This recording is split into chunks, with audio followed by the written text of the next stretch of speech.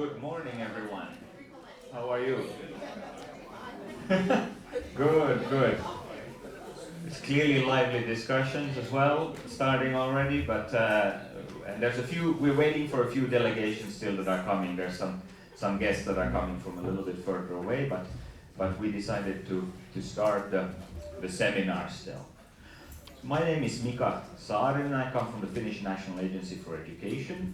I run the department for VET internationalization there, and I'll be your moderator for this morning.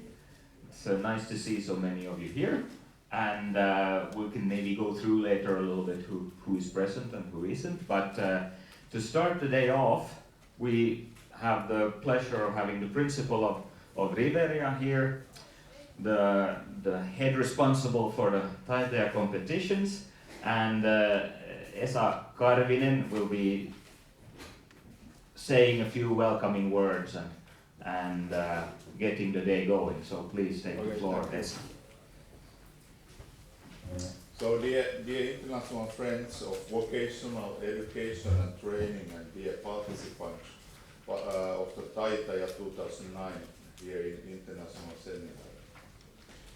It's a pleasure and honor for me to welcome here in Finland's spring, like Karelia, to enjoy the largest vocational education event in Finland and also North Karelia's hospitality.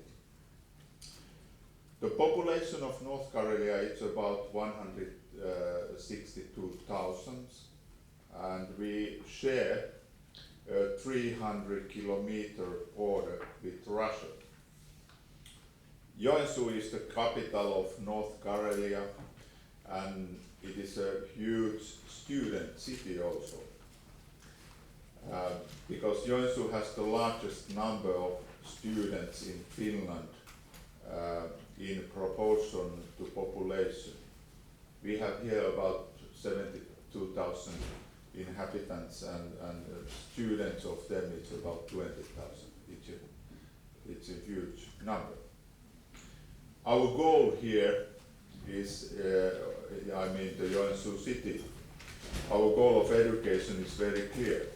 We want to offer the best teaching in the world, from early childhood education and care to university education, and that is the city's aim. Some words about Riveria. You will see some pictures on the board, and there are some figures I want to say. Our owner, Riveria owner, are 13 different, all municipalities here in North Karelia. Our student amount per year is about 15,000, a little bit more. But every day we have about 5,000 students per year here in vocational education and training. Our staff number is about 750, and we have different qualifications, fields, at this moment about 170 different qualifications. And what is important, we have very close cooperation with our working life, and we have calculated that on the job learning places we have more than 11,000 here in North Karelia. We are very proud of our students. We will see how they manage here in our competition, but we are very proud of them. Also, we are very proud of our teaching skills. We invest very toughly here in North Karelia. Next 3 years we invest here about 30 million euros for our student environment. Yeah, it is said that joy lives here in North Karelia, and it shall be witnessed by this national vocational competition and this international seminar. So enjoy your stay with us And already I have to say that welcome back again. Thank you.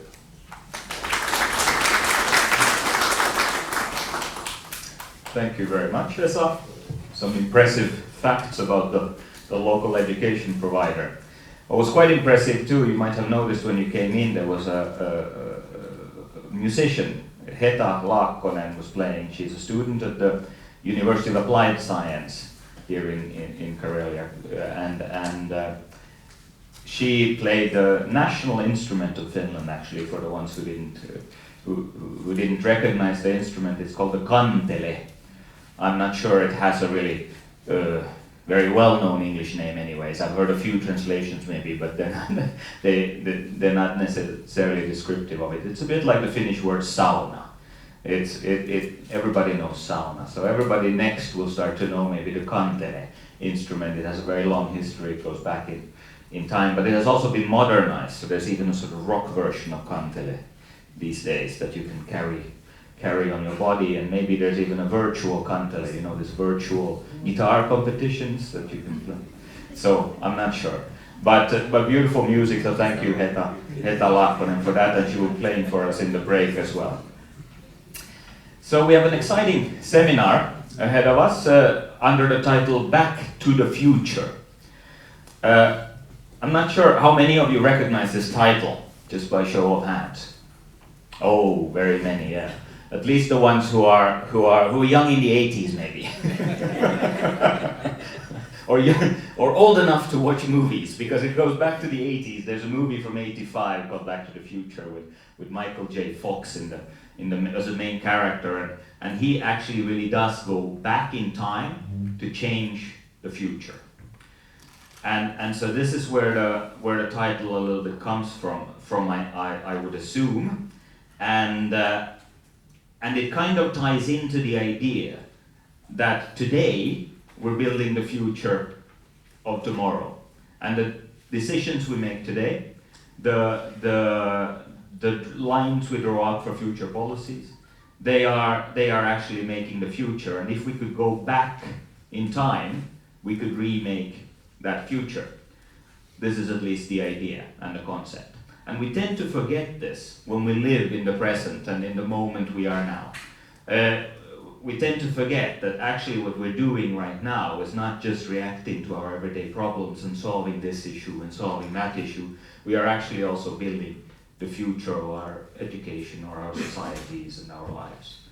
And I would at least like to think that the organizers of the seminar had thought of these ideas when the title was chosen, Back to the Future. It's also, of course, quite catchy, so it makes you think a little bit about the future issues. And this is why we're here today. We're talking about vocational education and training. We're talking about the skills competitions, of course, and the role of the skills competitions in the vocational education and training systems, especially in Finland, and how it's utilized and tied into the policy work in Finland as well, and how vocational education and training is thought of in Finland. And then we're looking into the future, not just of Finnish vocational education and training, but also EU level and maybe globally even a little bit, sort of views into what the future competencies are all about. There's an interesting book that some of you might have come across by Daniel Kahneman. He's a psychologist and an economist as well, I would believe, and he wrote a book called Thinking Fast and Slow. It's a little bit about this topic of how we react to things in our everyday lives, and how important those reactions are in shaping the society around us, and how important those reactions are in shaping also the future. So his theory is like this, that the human brain has kind of two sides. We have a fast side, that's what he calls the reptile brain. It's the more primal part of our brain and its fast reactions, and it is often used in situations where we feel a little bit threatened, or in danger, or stressed, or otherwise under pressure, or where there's a lot of information coming in. And then there's another side to our brain, a slower, a more considerate brain. He really speaks about two brains, so he speaks about the reptile brain and the considerate brain. And this is the brain that we have in use when we feel safe, and when we feel that things are predictable and balanced, and when we make long-term plans. And it's not so that we have one or the other brain, so don't worry. You have both brains, according to Mr. Kahneman, but we use them in different situations. And quite often I feel in today's world that there's a lot of uncertainty and a lot of fast changes, and maybe the media climate of today also feeds into that, and the social media climate. And there is a sort of sense maybe that we're a little bit too much leaning towards using the fast reptile brain and the quick decisions. They are often the right decisions. They are the decisions that keep us alive. So this is also his argument, that often, of course, we need to react quickly. If there's a car coming against us, it's not good to start to think, so what is the long-term benefit of me standing here now? And this is not maybe the idea. It's very good to be quick and react, but often when you do things like planning education, for example, or looking into the future of the competencies needed in our societies, we would maybe need to be able to switch into the slower mode and take into use the considerate part of our brain, the one that makes long-term plans.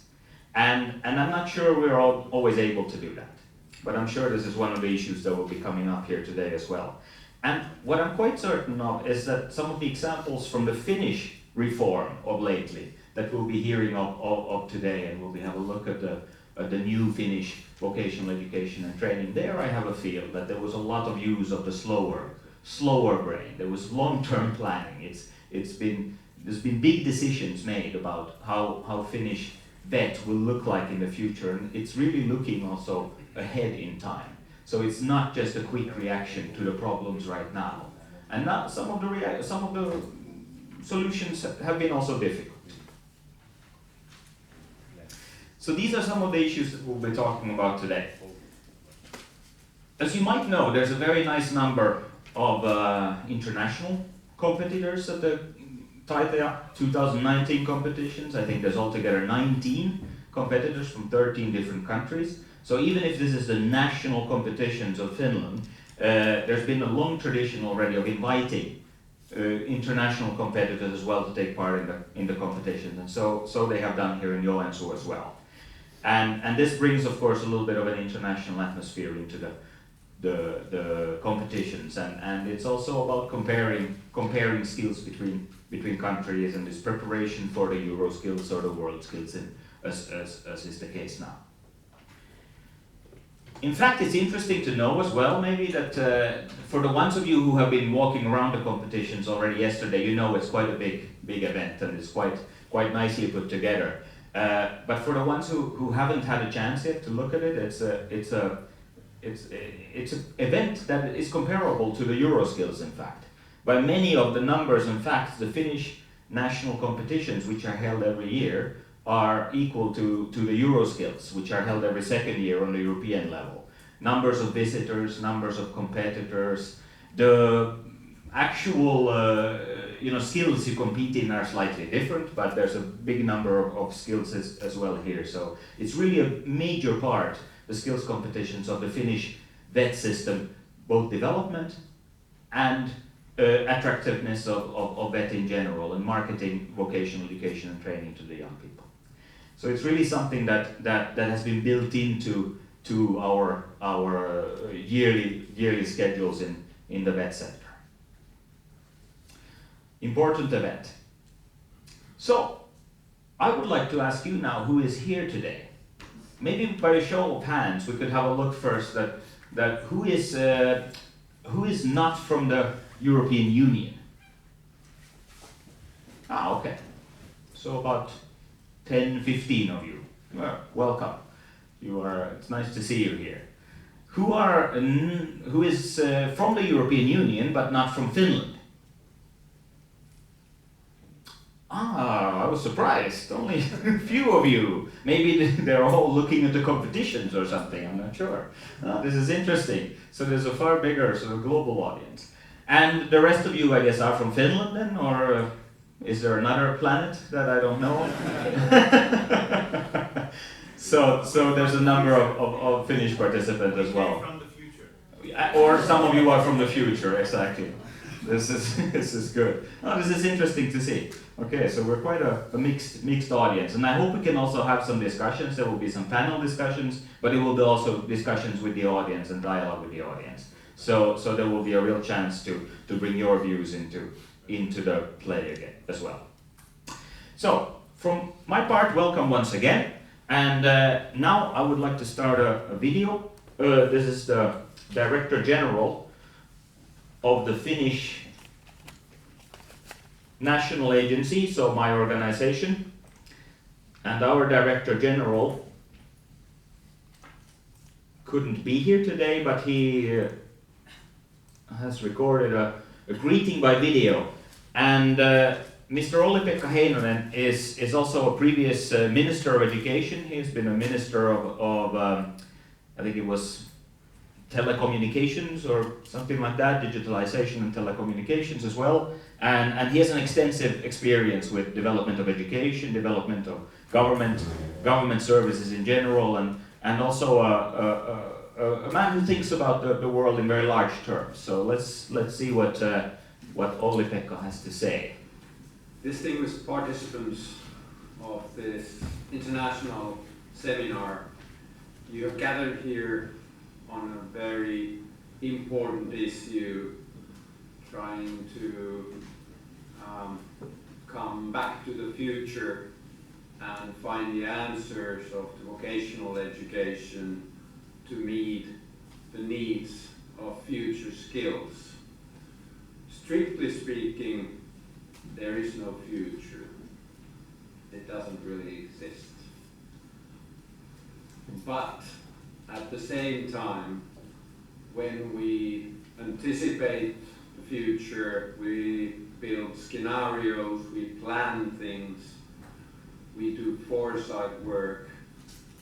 Those plans and anticipation and foresight work, they start to influence the reality here and today.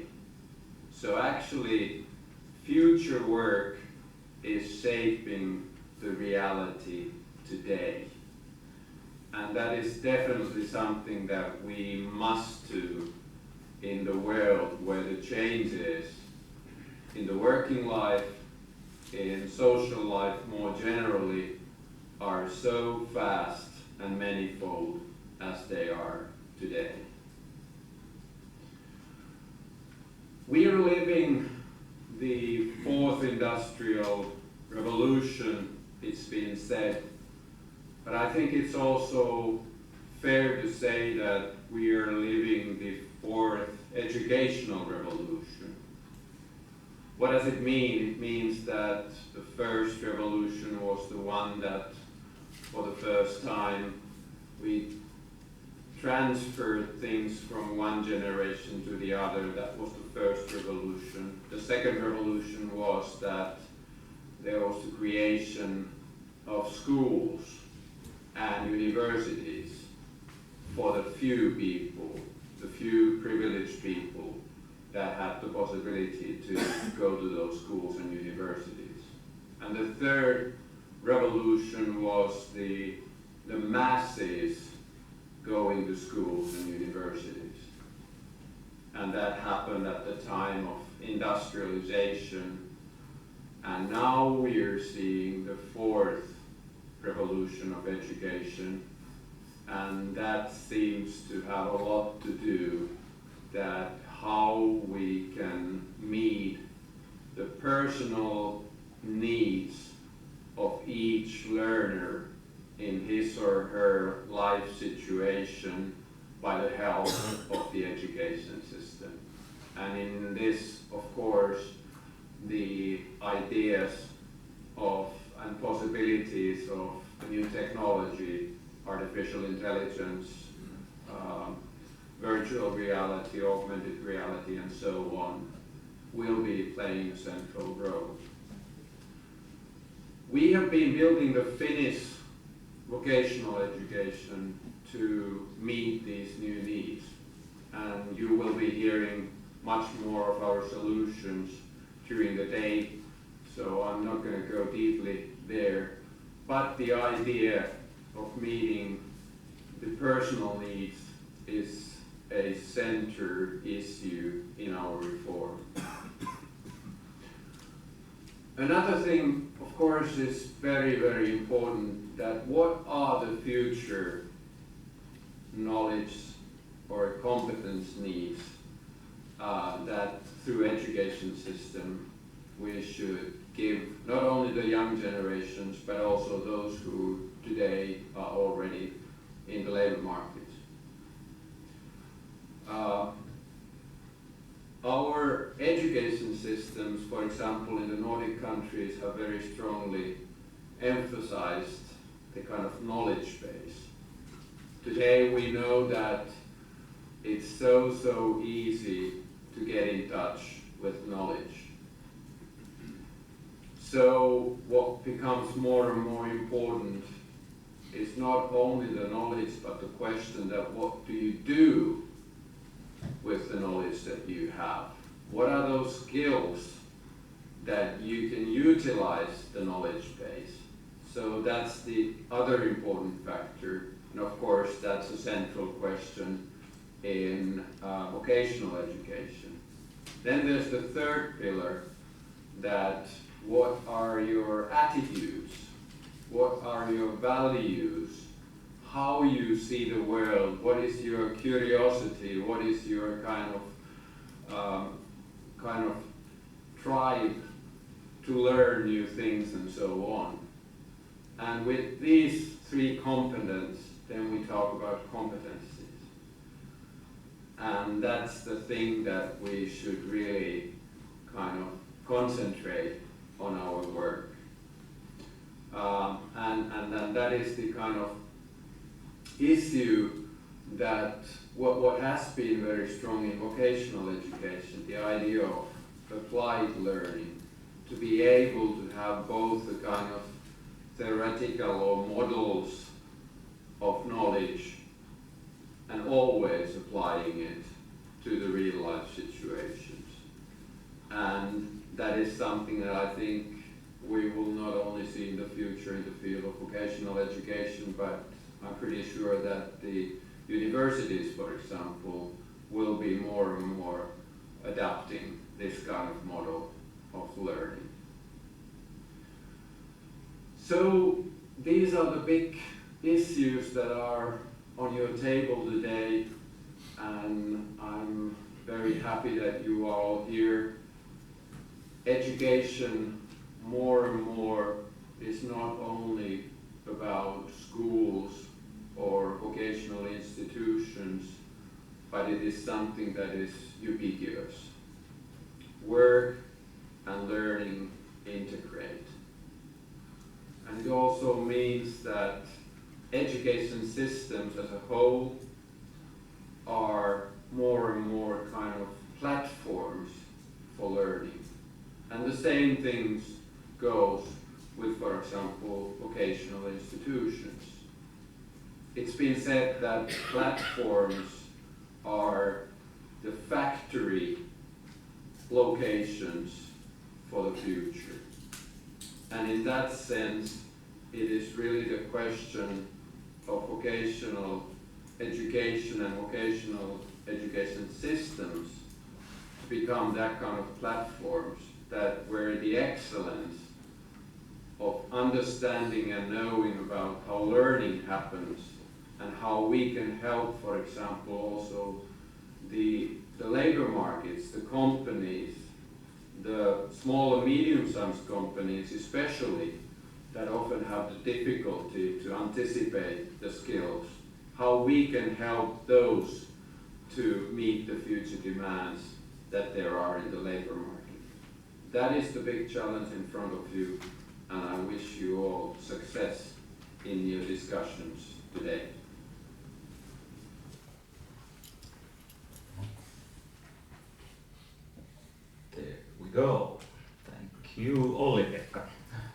a virtual clap.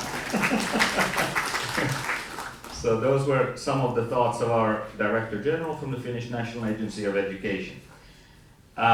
On the future, education as platforms, it's quite an interesting, intriguing concept. Next, we have the chance to hear some of the thinking from the EU level. We have a research institute, one could say, in a knowledge institute in Europe called the CEDEFOP, Center for Development of Vocational Education and Training. It works in cohort with the European Commission or under the European Commission, and it's situated in Thessaloniki in Greece. And we have the pleasure of having Mr. Lukas Sahilas, who is the head of Department for Vet Systems and Institutions, here today with us to share some of the thinking around the future that you've developed in CEDEFOP. So please take the floor and I'll help you with your presentation.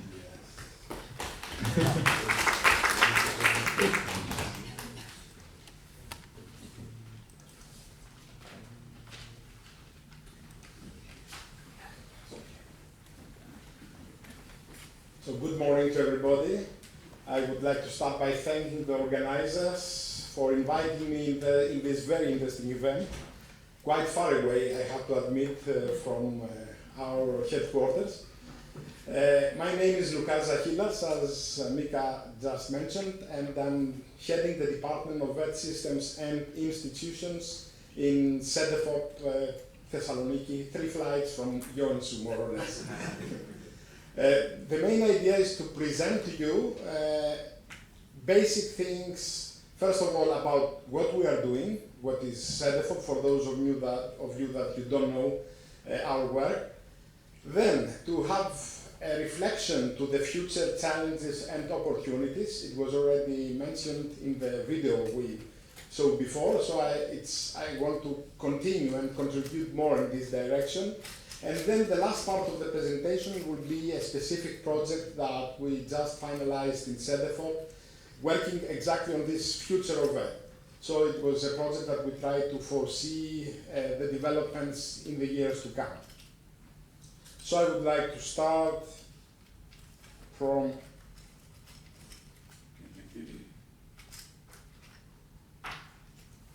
if it works. We'll try the traditional way. So here it doesn't. Somebody has gone and switched it off. Back to the future. Yeah, now. Okay, so it's fine. So, CEDEFOP is a decentralized agency. That means it's an agency that works closely with the European Commission. Actually, not only with the European Commission, because we have a tripartite management board. That means we're working closely apart from the Commission with the governments, with the employers and the employees. So the main field of our activity is the area between education and training and the labor market, and we try to support European policies in this area by research, by monitoring policy developments, and by contributing with research to the current developments and future perspectives. Our history goes back in time. CEDEFOP was established back in 1975, so it is more than 44 years ago. The first location was Berlin, but then back in 1995 it moved to Thessaloniki, Greece.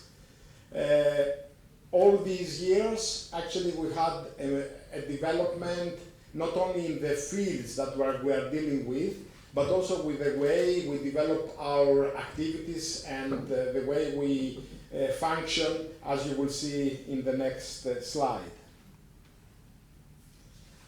We have 3 main operational areas. So actually it's a cycle.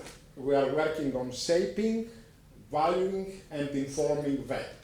So what we are doing is, if I start from the last part, we collect information from the labor market, from any type of information that could be relevant for education and labor market policies. And this information is the input we get in order to move to shaping vocational education and training. That means in the direction of activities that monitors the policy developments, monitors the European cooperation, and the way it is done during the years. So, in this part of activities, we focus at system level, and we see how European member states are working together and are moving towards the commonly decided and agreed objectives. Finally, the third part of this circle has to do with valuing VET. That means how all this information that is then transformed to shaping at system level finally reaches the individual level, how finally it is implemented at the level of VET provision. So, this is in a nutshell the different types of activities, and of course, as you can understand, this can be analyzed in many different projects that we are running in CEDEFOP. But after giving you a short introduction of what we are doing, let's move to the future part.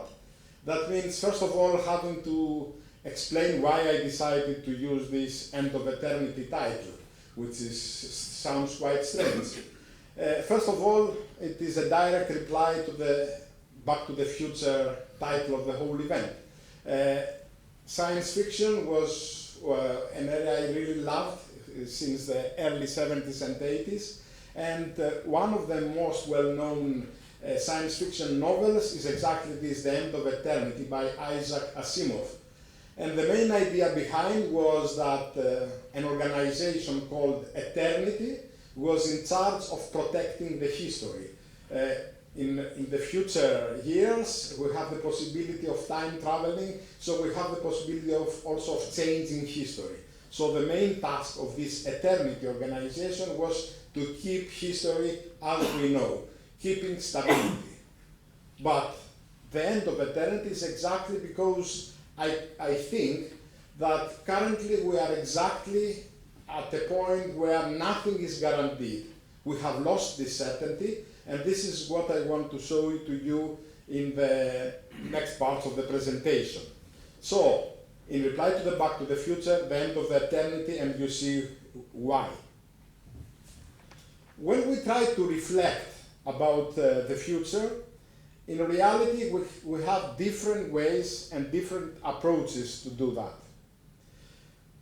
In order to try and foresee the future developments, you can look back to history, you can search currently what is going on, but also you can have a look to futurists and also all types of ideas that come to those that are working exactly in the area of predicting the future. So, historical analysis is one of the main ideas, because by analyzing what has happened during the years is also a way to see the point of departure and the continuum that should change or remain the same in the years to come. And also, there is a very wise saying if we look today to what is happening. Another science fiction novelist, William Gibson, once said, "The future is already here. It's just not very evenly distributed." What he means by that is that future is not coming in 1 hour or in 1 day. What we will see in the months and the years to come, in reality, exists today perhaps in a more primitive mode or a more primitive state of development. So, for example, if you were going back to, let's say, 2001, mobile handsets were quite common in Japan, and not that common in the United States, in Europe, or in other parts of the world. So when Japanese were coming with this handset that had all these cameras and screens, it was actually as we were witnessing something coming from the future. So, with this I mean that by checking what is happening all over the world, you can discover elements that will shape in reality the future developments. And of course the third part, the vision thing, is actually to listen to those that have stories to tell. For example, there are many futurists. Something which is quite striking, quite interesting, and quite perhaps threatening is what Ray Kurzweil has said. Ray Kurzweil is the leading futurist in Google, and one of his forecasts, because he has actually managed to predict many things that have happened during the last 20 years, is that by 2045, the computing power will surpass the accumulated power that all human brains will have. With this, he means that the developments in IT, in artificial intelligence, are so fast and so frightening, I could say, that developments move in an incredibly accelerated pace. And this will lead exactly to things like the one I mentioned. Surpass the total, let's say, power of all human brains. So in reality, when we are discussing about the future, we have to see all the different elements that we have to take into account. We all know that we are living more and more in the days where automation technologies influence not only vocational education and training, our everyday life. And digitalization, artificial intelligence are becoming part of our everyday reality. And the problem is that there is always a tendency not to fully be able to address this challenge. Another known writer, Aldous Huxley, once said that the human brain has an infinite capacity to consider, to take things for granted. It's very difficult to change the mentality.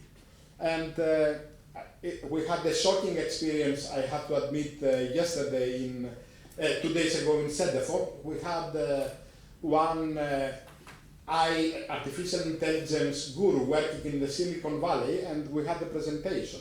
It was very interesting because according to his presentation, the situation changes dramatically. So you could see that the age groups were categorized according to these Silicon Valley's gurus in a way that is also a little bit strange. That means after the age of 40, the situation 40 to 55, it was considered perhaps it's too late to be able to cope with what will happen in the years to come. After the age of 55, and they belong to this category, the proposal was moved to early retirement, which was also a good idea. But so it was quite an interesting experience actually to listen to all this. And also we have things that happen that for the time being we are not able to really conceive or to understand how they will change our life. So longevity.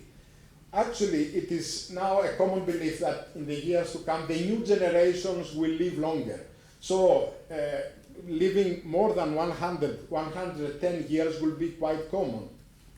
And this means that we will be living a different life. Imagine when, let's say, you say, I'm retiring, I will be 62, 63. What happens if you have to live an additional 60 years? It's something that we cannot still deal with. And so the idea is that perhaps everything will change, even in the way we distribute the normal phases of our life. And we should be open to this. And living with all these modern challenges, we should not forget that we have many problems. Still problems that are everywhere. We have climate change, we have migration, and we have also, even in our Europe, unemployment, low qualified adults, problems that we have to cope with, and this is not so simple. These are challenges that they will become more and more threatening for the years to come.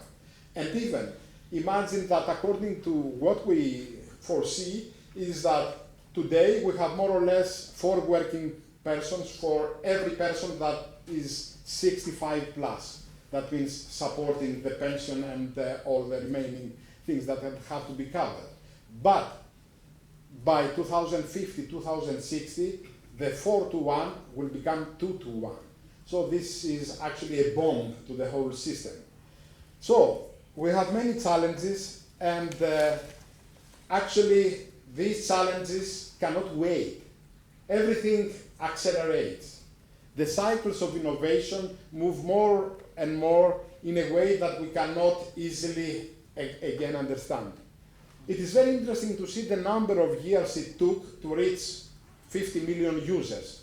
So when we had airlines, it took 68 years, automobiles 62, telephone 50. But if we move now, for example, to the internet, it was just 7 years. And if we move to Facebook, 3 years, Twitter, 2 years. So everything becomes faster and covers bigger numbers all over the world. And as we are working in education and training, there are also some other dimensions that should be taken into account. A recent study by Microsoft Canada revealed something very interesting. We have changed in reality the way we conceive or we understand or we observe things. That means the human behavior has changed. So the human attention span in reality since 2000 has decreased by 4 seconds. So now we are to an average of 8 seconds, and imagine that the goldfish is considered to have an attention span which is 9 seconds. This doesn't mean that we have become less brilliant than the goldfish. This means that we have changed completely the way we are conceiving, we are getting information, and this has to be also taken into account where we design policies and the ways we provide learning, especially to younger generations, because this is also accompanied by other facts. That means losing this attention span is also giving us an increase in our multitasking capabilities. So it's always something that you should take into account. So after this big tour around the modern challenges, let's go back to what we are doing. All this that was presented are sources of information. Now, the future of VET is one of the main strands of our activities. So we had a very ambitious project, started back in 2016. It was finished just a few months ago, and we are ready to present the final report. The main idea behind the project was to examine, to analyze the changing nature and role of VET in Europe. So we followed the practice that I mentioned before. In order to see the future developments, we stepped back. So we had the possibility to analyze our past, moving from the period from 1995 to 2015. Also then have a full analysis of what is happening currently and in different settings, and also take into account ideas of visionary people or people that are considering perhaps the next steps of vocational education and training. By looking back, we discovered many interesting things. That currently, actually, in reality, we have two competing stories. A negative story about vocational education and training, and a positive story. The negative says that VET is declining and is losing to general education. The skills provided by VET are less in need due to the job polarization and digitization. And the positive story says exactly the other. That means VET is expanding to higher education. It's the backbone of lifelong learning, and the skills provided by VET are essential for continued economic growth and for upholding welfare. In reality, both stories are correct, because it has to do with the conception, on the perspective you see VET. So if you keep a narrow concept, of course, VET is under threat. If you have a broader perspective of VET, then VET is thriving. So starting with this, we decided to move to a number of steps that we have to follow in order to achieve the objectives of this study. We started by checking, analyzing the definitions, what is VET, how we conceive VET all over Europe. Then, analyzing the external factors that I already mentioned that influence vocational education and training, demographics, technologies, all the changes. Then we had the focus on the traditional VET at upper secondary level. Another strand was VET as in the lifelong learning perspective and VET in higher education. And finally, we came up with a synthesis and scenarios for the future. What is interesting is that we didn't follow a traditional research approach. We tried to combine 3 different perspectives. We had a pedagogical, epistemological perspective, we had a socio-economic and labor market perspective, and we had an education system perspective. Of course, I'm not going to analyze all these different boxes because we will need at least one more hour for this part of the presentation. What is interesting, I believe, is to see what we observe in relation to what has happened all over these years, and I just mentioned a few basic points. So, in relation to content and pedagogies, if we compare 1995 to 2015, we see that back in history, VET and general education were distinct. Work-based learning was underdeveloped. We had the focus on school-based IVET, and programs were narrowly defined. In 2015, we see that we have now crossing boundaries, that we have school-workplace combination, also general and vocational. We have an increase in the focus on work-based learning. We have a shift to the learning outcomes approach and to the competencies approach, and more flexibility in time and place of learning provision. If we move to systems, 20 years ago we had fragmented systems. We had strong links to sectors and industries, but weaker links to education and training systems. In many cases, we had dead ends. You could not continue. That was mainly what we currently say initial vocational education and training, and it was addressing actually a target group mainly of 16 to 20 years old. What has happened over these years is that now we have moved to more coherent VET systems. They are more integrated with the overall education and training systems. There is increased permeability. Dead ends are fewer now. We have more centralized standard setting processes, fewer qualifications, broader profiles, and diversification of target groups, including adults. And in the socioeconomic context, back in '95, the goals were limited. It was just a preparation for jobs entry and securing skilled labor. Industry and sector-based setting and anticipation of needs. Main requirements mainly addressing medium-level skills, and digitalization was one of the several factors. Now we have broader goals because that has a social but also an economic dimension. Excellent and integration is part of the whole picture. We have an increasing role of skills intelligence systems. Jobs requiring medium-level skills are in decline. And also we have digitalization as a key driving force. So, analyzing the history and having country experts from all over Europe, also running a survey among 1,500 VET stakeholders was the right way to start building ideas, trends, perhaps scenarios for future developments. This actually can be described very briefly in this diagram. It is supposed to be simplified. It is actually on the right it's vocational education, on the left general education. The upper part gives a pluralistic, different ways of providing, let's say, learning, and the other is more narrow, more specific. So in this landscape, we managed to come up with three main scenarios, trends. One is called pluralistic, the other is distinctive, and the other special purpose.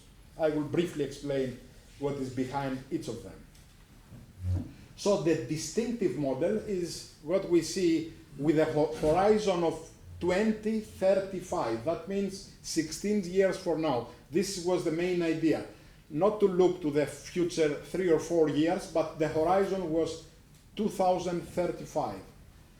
So, if this scenario becomes one of the main trends, then we will have a modernized version of vocational education and training. That will still be an independent sector, clearly defined, but a well-doing sector. It will be everywhere. It will be a subsector of education and training systems. It will be mainly organized around occupations and professions. Apprenticeship will be everywhere, even at level 8, and the provision will be a story that will involve different players. The pluralistic model is also a quite optimistic model that is blooming. We can say that is understood as vocationally oriented learning, and it distinguished by its close labor market links, and it's not just a sector fragmented from the other sectors. There is increasing diversity of target groups that are organized around qualifications, not occupations. There are numerous VET pathways that operate side by side, and the providers, there is a widening variety of providers. The third one is the less optimistic, foresees a role for VET that is just skills training for labor market inclusion. It's a specific purpose VET. It mainly addresses needs of low qualified and early school leavers. There is no particular emphasis on labor market entry or re-entry, and there is emphasis on transparent training. The courses should be short and also with some on-the-job training. Now, as I mentioned, it's not a Eurovision Song Contest. We don't vote if this one is better than the other. What we see is that we believe that all these elements will live together. So the scenarios is actually a way to describe the trends, the tendencies for the years to come. So we are not trying to predict the future. I think we will fail. It's very difficult to predict exactly the future. But we want to illustrate the consequences, and in this way the scenarios help, of the decisions that we will take. And the decisions will be taken regionally, nationally, at European level, but also globally. Also, the scenarios help to alert policymakers because they try to address the needs of policymakers and to alert them on the decisions they have to make. What we believe is that they will never materialize in the pure or ideal form. They can become dominant, they can be, and influence developments, but in reality, element of each scenario or trend will be observed in Europe. And something very interesting is point 4.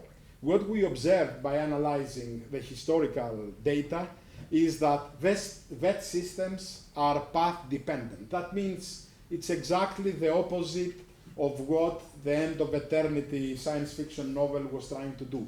We cannot erase history. That means the VET systems keep with them the historical pathway they have followed. So the changes have to respect this pathway. And this is a very important element. Now, what we are doing is, apart from presenting the projects in different events, workshops, conferences, is also to present and give to everybody the possibility to go into the details. We have already published 6 different volumes, examining all the different assignments we had, all the different dimensions I mentioned. And we are still preparing, and we will soon have the remaining 2 volumes. One will be on lifelong learning, and the last one will be the final report. We expect to have them within 2019. So it's a long process, and we are still working on it. Now, what I want just to say is that after all we discussed, I borrowed this slide from a good colleague from the Commission, João Santos, and I strongly believe that the best way to predict the future is to create it. It was said by Abraham Lincoln, but as the future is very complicated, it's up to us to take the right decisions in not only on that, in many different dimensions of our personal and social life, so to be ready to cope with the increased demands we have. So, CEDEFOP, this is our website. We have plenty of information on all different dimensions that were covered in this presentation, but also on various other VET issues. So once again, I want to thank you for inviting me here to this very interesting event. Thanks a lot. Sorry, I forgot something. In the plane, I was reading The Economist. I think you had a brilliant idea regarding the title of the event. There is an article, Back to the Future, and it's about Jeff Bezos' idea to colonize space. But I think the title is quite catchy. Thanks a lot. Thank you very much, Lucas, for sharing with us the thinking in CEDEFOP at the moment and the future visions that you have. This scenario works is really interesting and opens up a lot of questions about the decisions we make in our everyday and how they influence our education systems. And we'll be coming back in the panel to discuss with Lucas as well, so then there's a chance to ask more questions. But now we will move on with the program at this moment. Before that, I would like to say that there is a board circulating to sign your name and details on, and this will not be used for anything else, but the organizers want a list of the participants, so it's you're not signing up to anything very strenuous or difficult. Just put your name down. Very good. So, after having this broad view of the EU visions and the future of the EU work, we will now have a chance to have a look at the work that has been done over the past 3 to 4 years, I would say, in Finland. We have had a situation where we've gone through a reform of the VET system, and for 1.5 years now have had a new VET in place, and it is quite new. And this is why we like to highlight it here as well, and why we'll also have a panel discussion about it. But to start us off, and so to set everybody on the same level, we have the pleasure of having Hanna Aaltonen from the Finnish National Agency for Education as well, my colleague. She's a counselor of education there, and Hanna has promised to share with us a little bit of what the new Finnish VET is at the moment, a brief overview, not into great detail, but we'll get all a chance to have a look. As soon as I find my presentation. I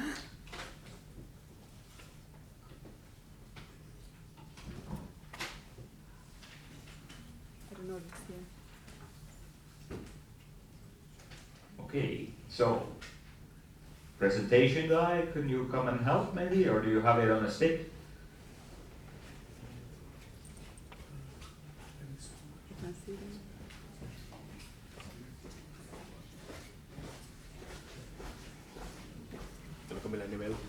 Ei ole mikään noista. Mikään noista. Joo.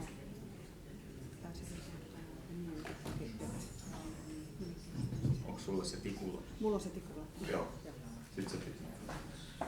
So sorry for that. We'll take a moment to put it on there. I thought we checked in the morning, but somehow it has disappeared. But actually, since we have a second then, and since Lucas didn't disappear either. If there's anybody who now would have some questions to Lucas, this would be the perfect moment. And the way to raise questions is to ask for the floor, and then there's a red button on the microphones, and if you press the red button, you will be having a microphone chance. So if anybody wants to ask a question at this moment, please go ahead. Yeah, go ahead. Anybody? Well, I have a question to Lucas then, if nobody else has a question. You've been presenting this now in a few different seminars within the EU, both to decision makers and to different audiences, vet providers and so forth. So what is your view at the moment of how it's received? How do different governments and different decision makers in Europe take this thinking around scenarios and visions? It's quite new, I think, in the vet field anyways. We have a very positive feedback, and actually it is, first of all, the European Commission and our stakeholders have a very positive feedback, because on the basis of this work, we have now the ECDT proposal that is building exactly on this idea. And also the fact that is highly interesting is that the idea we have that we will expand this. So within 2019 we will have now another round of this project planned for the next 2 or 3 years that will further elaborate what we have done so far. Up to now the feedback is very positive, and we always receive very interesting comments, feedback and ideas for the future work. And do you see that the systems in Europe, which are quite varied, I mean we have a very big variety among the vet systems and approaches to vocational education and training, do you see them coming more towards a similar approach, or do you see several different strands still continuing in the future as well? I'm afraid, or I don't know if I have to be afraid, there are similarities, but still there are quite different approaches in many different areas. What is let's say, what can bring optimism is the fact that European cooperation, no matter what problems we have, still moves on. Yeah. In some areas it's moving well, for example, qualification, training, or training outcomes. In some areas it is lagging behind, effort, So, let's say. Yeah, so there we go. Okay, well, now we have the presentation, so please, Hanna, take the floor and go ahead. Okay, so finally we are ready to start. So it's a great pleasure to be here, and good morning to everyone.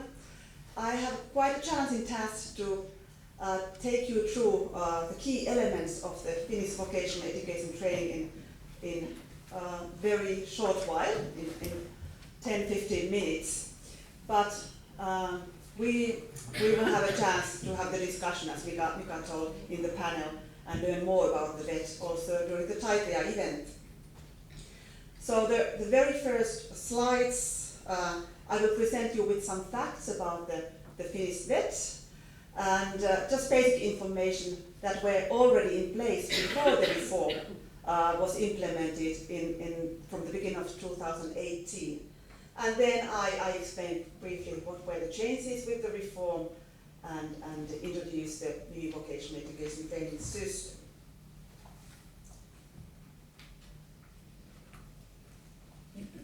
So when we talk about the Finnish vet, we have to understand that it has many target groups. It's the same system for young people, for adults and people in working life, and for those who need upskilling and reskilling, and also unemployed.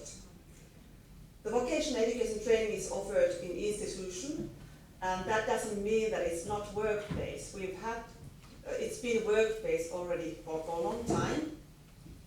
And it's offered in very different ways, contact distance and multi-form of teaching, and it's also available as apprenticeship training. About 10% of the vocational education training is offered as apprenticeship training.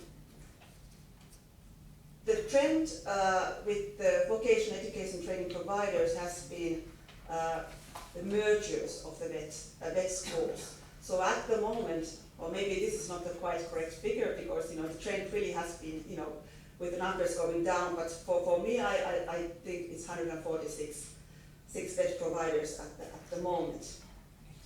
And there are no inspectorate.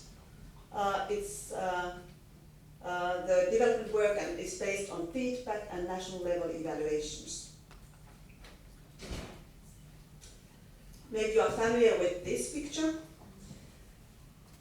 So when we talk about the vocational education, we talk about secondary vocational education, and within the vocational education there are 3 different types of vocational qualifications, which are referred to the European qualification levels 4 and 5. Lucas was also mentioning about the trends in the vocational education training in Europe, and one trend was that there is a close collaboration of general education, vocational education. That's why I would like to point out the arrow between the general upper secondary education, vocational education training. There's collaboration in many cities. There's only one education provider that provides both general education and vocational education, and that gives the learner a possibility to combine these both general education and vocational education courses and programs. And also it gives the learner a possibility to go for the double qualification, or just choose some courses or from the general education if you are a vet student, or some modules or units from the vocational education school. Another thing I would like to point out here, well, it's also in the title, there are no dead ends in the education system. So on the left-hand side, you can see a more academic pathway, and on the right-hand side, it's more professional or vocational pathway. But with the vocational certificate, you can choose your way either to the university, more science-oriented university, or to the universities of applied science. So lots of arrows going almost every possible direction, and sometimes learners with the university or higher education degree also come back to the vocational education. There are certain qualifications that are quite interesting for those who have the university degree.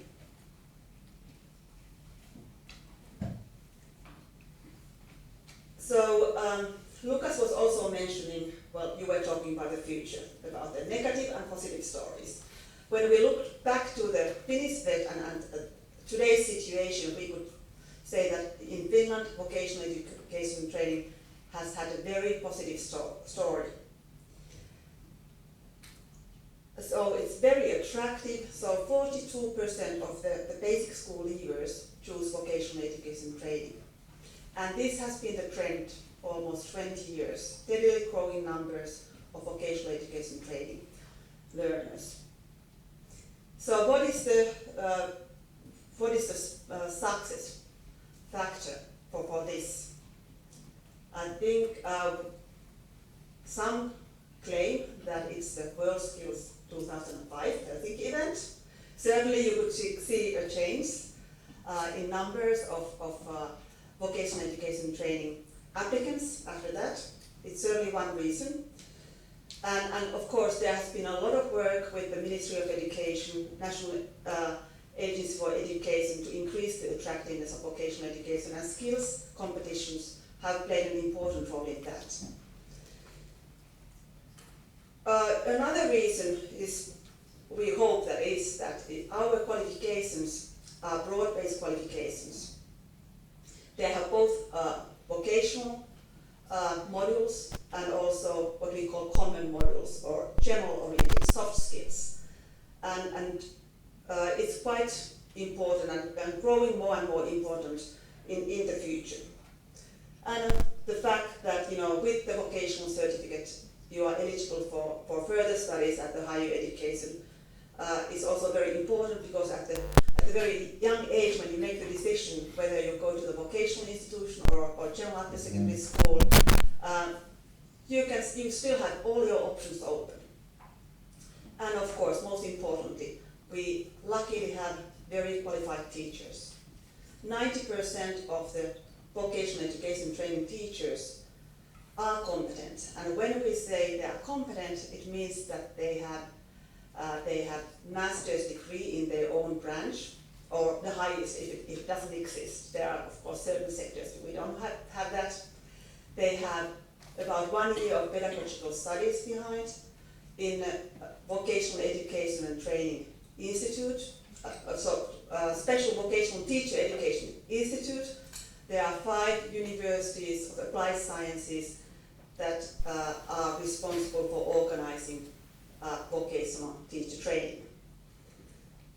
And the teachers also have to have 3 years of practical experience in working life. And now when I say that, I don't mean that as a teacher, but really in their own field. So if you are a teacher of business, then you have to have this experience of 3 years in business life.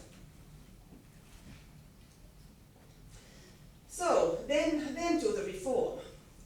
So the starting point for the reform was that we already have more than 20 years of competence-based system, competence-based qualifications. And so why did we do the reform? We could say that the vocational education training system wasn't really broken, but the reason behind this was that I think we heard it also from Luca's presentation, we wanted to have a future-proof vocational education training. We know that, working life is changing so fast, there are new occupations, old ones disappearing, technology changes, there are new revenue models, and the students have more individual needs for their learning, and they need continuing learning. So I think it was quite a brave decision from the Ministry of Education to disrupt our own system and call all the stakeholders in an open process to make this reform together with the employers and employees representatives and all the possible stakeholders. So also the process was something that included already industry and entrepreneurs from the very beginning.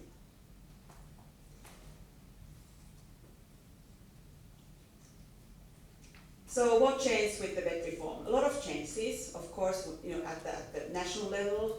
The legislation was put into one single act, so there used to be a separate legislation on vocational education for young people, and then another one for the continuing vocational education training. Financing system had to make also more flexible in order to encourage continuous learning. But then maybe I just highlight a few. So more possibilities or a personal learning pathway for every individual.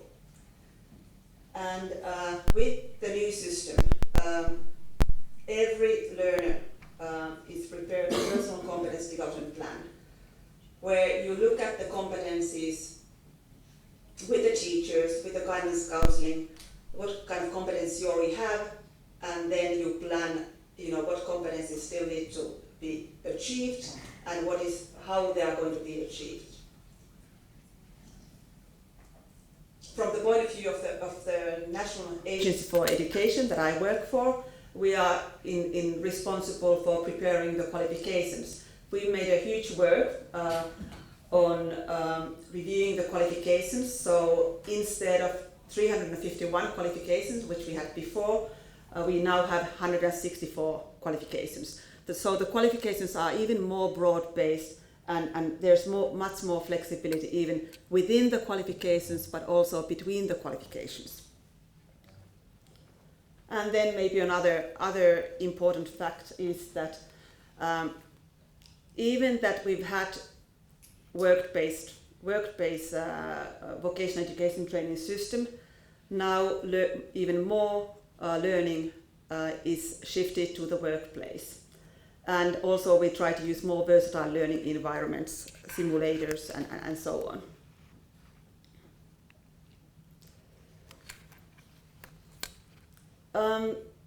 Yes. There are 164 vocational qualifications, and these are when we start, making these qualifications and looking at the competencies, we start with the skills forecasting. So we try to base, our work on what we know about the future, or what we try to predict in the future. The principles of our qualifications they are flexible and there's optionality. And how we make this flexibility work is that all of the qualifications are modular. So there are about 4,000 modules within these qualifications, and that makes it possible to react quicker to the changes of the working life. So instead of reviewing the whole qualification, which takes much longer time, we can take the new competencies and introduce them as a module or two in the qualifications. And of course, the most importantly, the focus of the vocational education training system and the new VET is on competencies and individual learner. And yes, I think that the modular qualification structure is really the key to the flexibility. It's key to reacting faster to the needs of the working life, but also key to provide the learners as learners' individual learning pathways. And I think, we go as a summary. I would like to show you a video. So let's see how it works.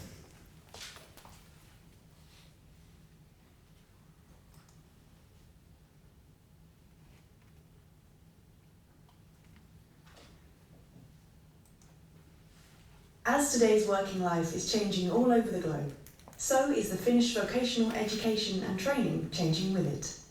In Finland, vocational education and training, or VET, is open to all, young and old.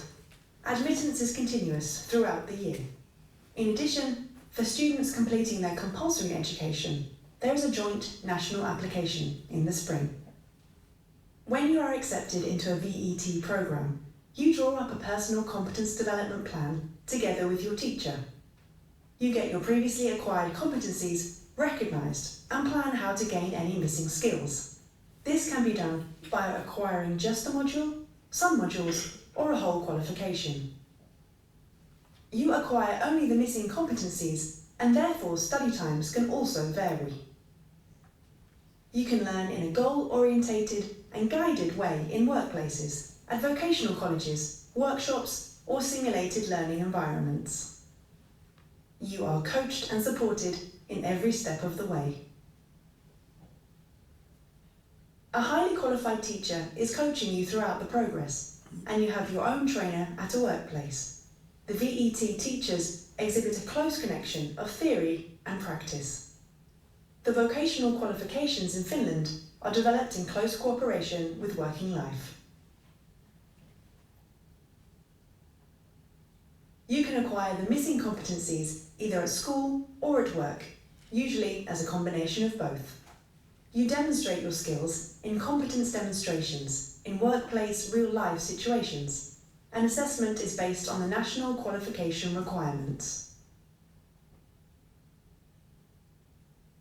The Finnish VET qualifications are generally broad, and all of them are composed of both compulsory and optional modules. Finnish VET provides skills sought after by organisations and society at large. After gaining your qualification, you can continue your studies in higher education or move straight into working life and to a respected position within your sector.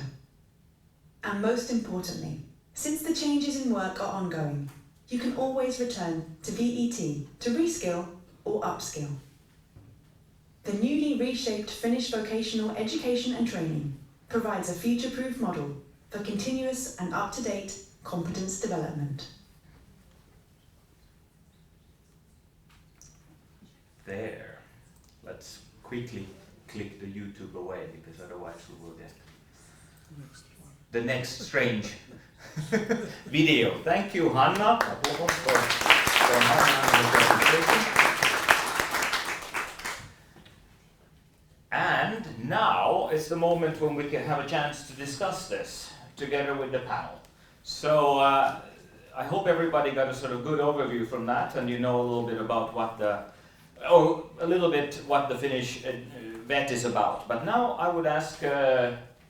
Esa Karvinen, the principal of Reveria, to come to the front here. Also project manager Sami Ahonen from Gradia there, and he's representing a teacher development project called Parasta Osaamista. Best competence, okay, so you have an English name actually as well, yeah. And then also factory manager Janne Haapasalo from John Deere Forestry Ltd, and Hanna Autere will join the panel as well. And so please take your seats, and we can start a discussion. There's also some microphones there in the stand, so you can grab the microphones ready, and Hanna you can move there as well. So, to start things off, I would like to ask Vesa, what you think has, Esa, sorry, I'll start with, there's both Vesa and Esa. So, I'll start with Esa and ask you to a little bit explain to us from the VET provider point of view, what you think has changed with the Finnish VET. Okay, thank you. So, at first, I would like to say something about from the teacher's point of view. So the work has changed. Instructions and guidance on the job learning has increased, and generally cooperation with the working life has increased. Also, teachers must now design an individual learning pathway for every student. And teachers have to adapt the new qualification contents. And competence evaluation has changed, and it is now done together with the representative of the working life. Also, teachers' teamwork has started, but I have to say that the feeling of bureaucracy and strain of work has also increased. That is feedback from teachers. And we have also a new pay system for teachers, and that is also one thing what has been changed. And from student point of view, now it is possible to complete the qualification faster than before, because prior education is recognized as a part of qualification. That means that students don't have to study what they already know. Also, the students can apply to VET all year round, and that is very important. So, as I mentioned, on the job learning has increased. We have now training agreement. We have here a representative of John Deere. We can discuss about that. But the VET provider point of view, the funding has changed. Now we have to, how can I say, count students every day, not only twice a year. So we have to count our students every day. And how can I say, the number of students, it's not as important as before. The focus of funding is now effectiveness.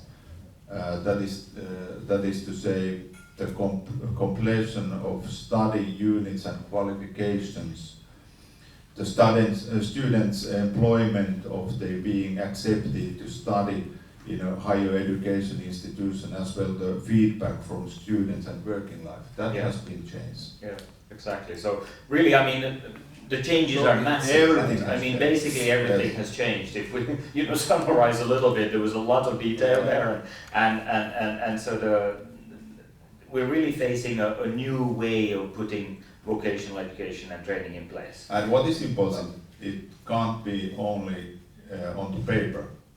it must be also in practice. In practice, exactly. So really this is an actual cultural change as well. That's right. So to move into the cultural change, maybe discussion a little bit more in detail. Esa said something already about the changes related to teachers, but Sami, you have worked quite closely with that exact topic. So yes, I think Esa took some words on my mouth about the teacher, because the changes has been quite big in the teaching environment. Because if you think about this new individual learning paths, that you need to design the path for every learner individually.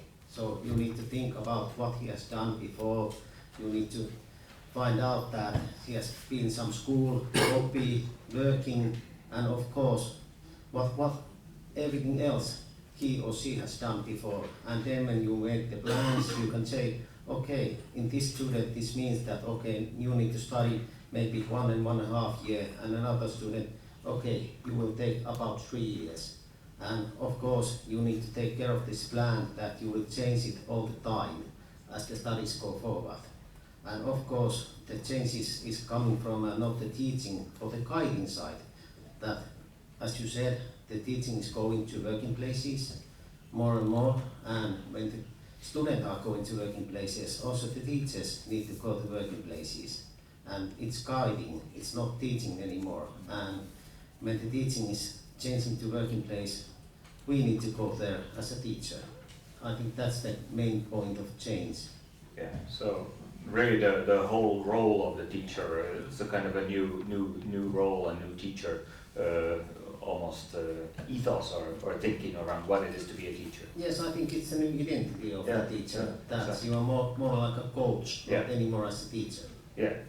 Okay, thank you, Sami. So then from the employer point of view, I mean, we heard that there already is greater maybe pressure on cooperation with the between the employers and the vet providers, but also maybe some other things have changed from the employer's point of view. So would you like to say something, Janne, about that? Yeah, so maybe first couple of words about John Deere, what we are doing, so that you know a little bit about our business. So in Finland, John Deere is producing and designing all the forest machines for global markets, and we have 2 main locations in Finland, Tampere, where we are doing the research and development, and there we have a lot of people from universities and applied science universities working. And then we have a factory in Joensuu where we have around 500 employees at the moment. Around 100 of them are from universities and higher education level, but almost 400 employees from vocational schools. So it's really important area for us that we are able to secure our employees for the future also, that we have a good education markets and things like that.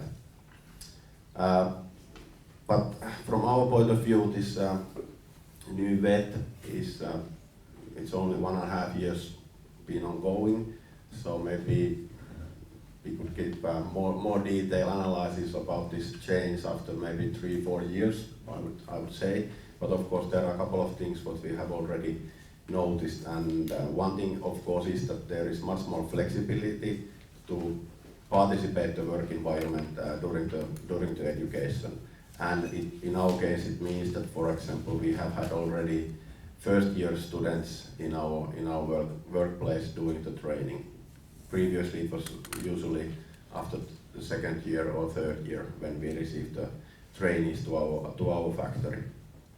And of course then the other thing is that once we have more and more trainees in our factory, it means that we need to have also people who are focusing on the guiding the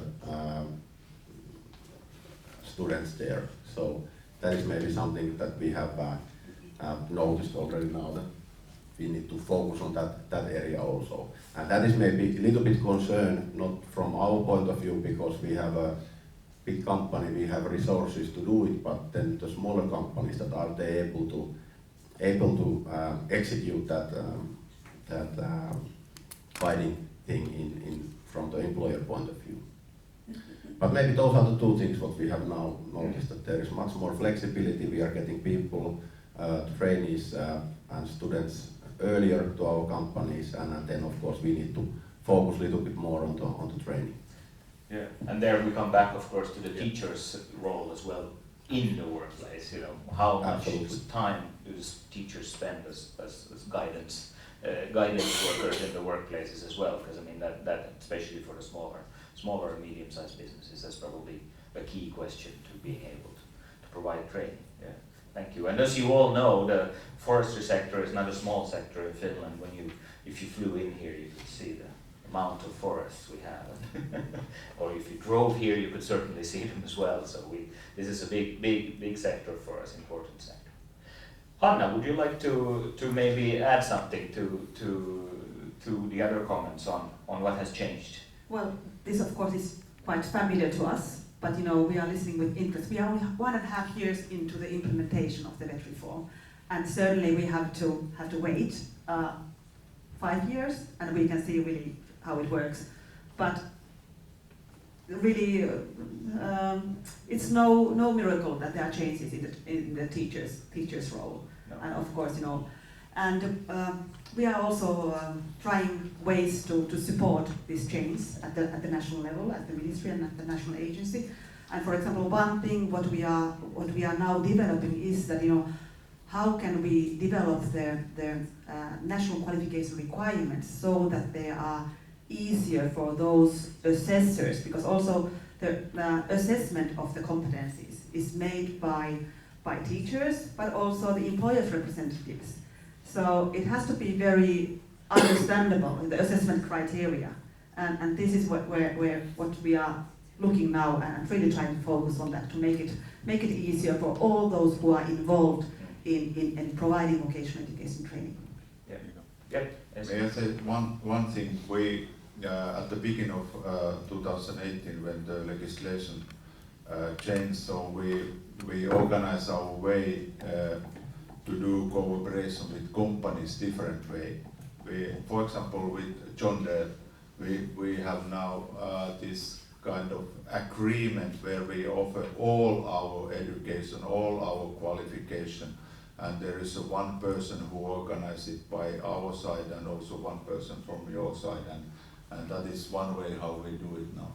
So much more close relationship. More thing. Not only, for example, one field, there is all field what you need, we can offer to you. Exactly, and both to the personnel and then to your students that are, yeah, exactly. So it's a much more strategic kind of cooperation is maybe one of the key words that we've heard a lot.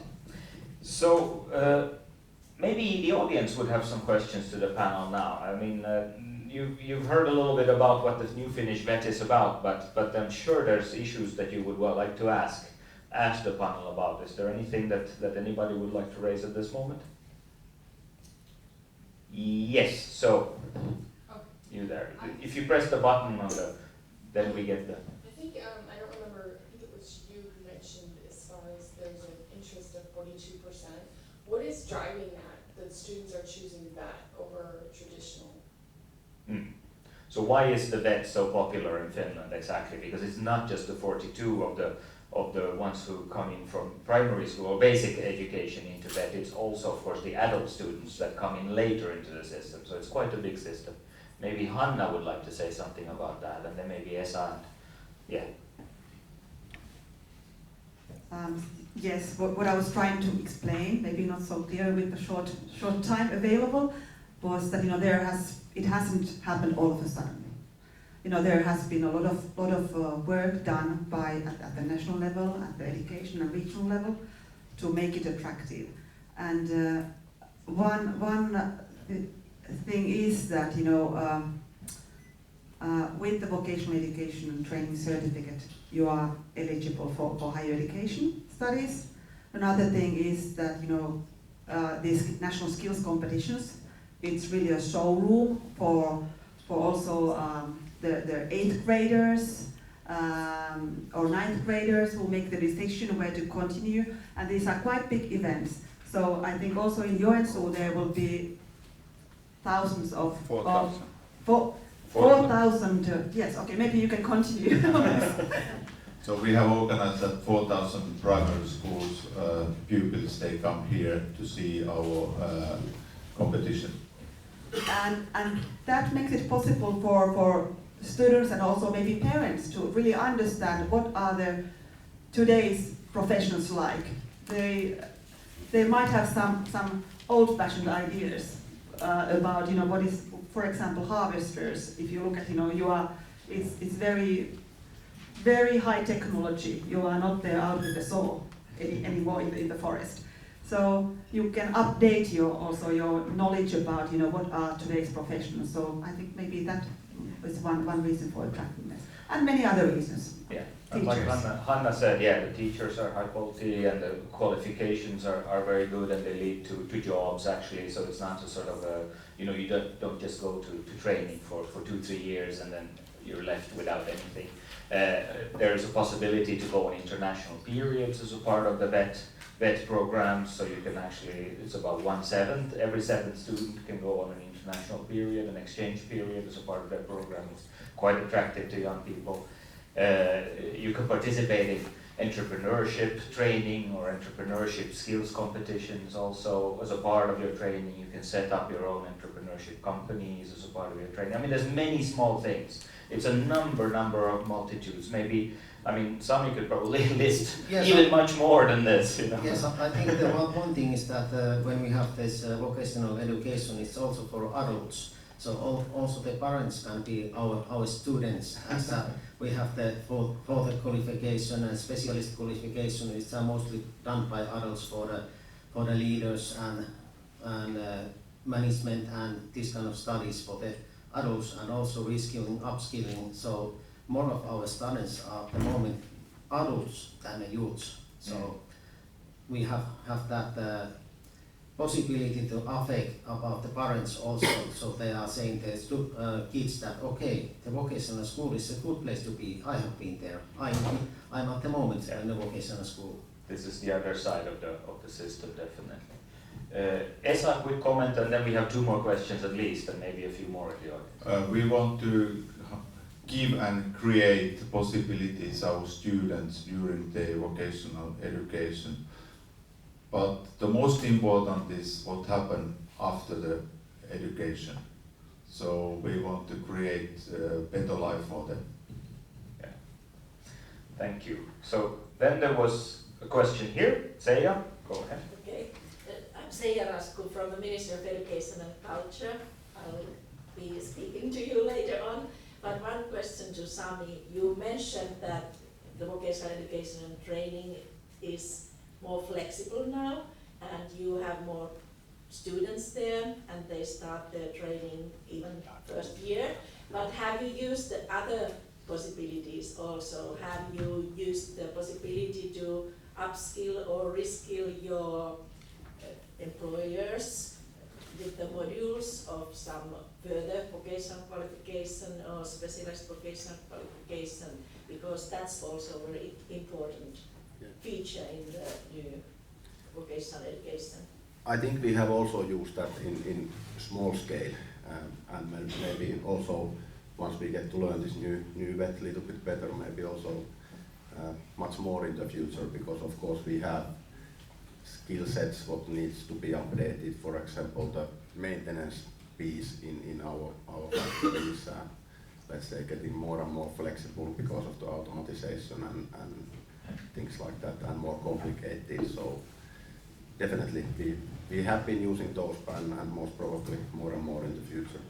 And by the way, we have created together student environment. We have the machines in our school, and they are your machines and so on. Yeah, that has been an extremely good exercise. So we have a small shop in their facilities, and our employees are working there. Plus students can come there and they can really make the actual, let's say, physical components to our factory during the training. So the whole idea that our Director General was referring to of platforms of learning is kind of already a little bit, we can see the first signs of it maybe, because what he means with that, I think, is exactly this, that you break the boundaries between the school environment, the work environment, the development environment, the research environment, and find these sort of higher grounds of cooperation where everybody comes together and just works together side by side. Yeah. So there was a question? It came already. Okay, thank you. Anybody else? That was, I didn't see maybe that all the hands. Yep. I was wondering, how do you see the closeness of working life and the ET sector as a way to make ET more popular also in Finland? Okay, yeah. So is it an element in the attractiveness, the closeness of it? And that's maybe the biggest thing what we are very, very concerned, that how we are able to get young people to apply to the VAT programs, because we know that, for example, in metal industry, we are lacking those employees, we are lacking those students a lot from the previous years.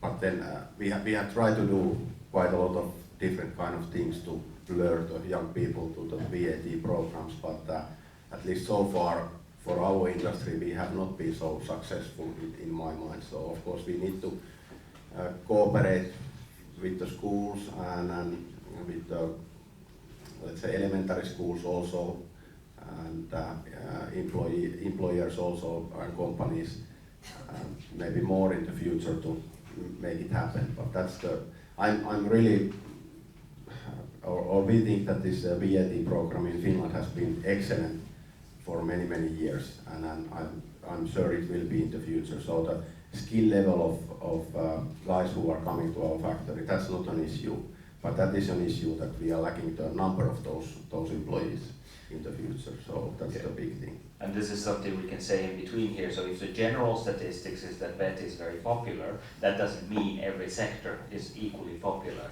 There are of course much more popular sectors. There are sectors which become popular because of a TV show, cooking is one of the sectors that have always been popular, but because of the cooking shows and the famous chefs, it became super popular and still is so.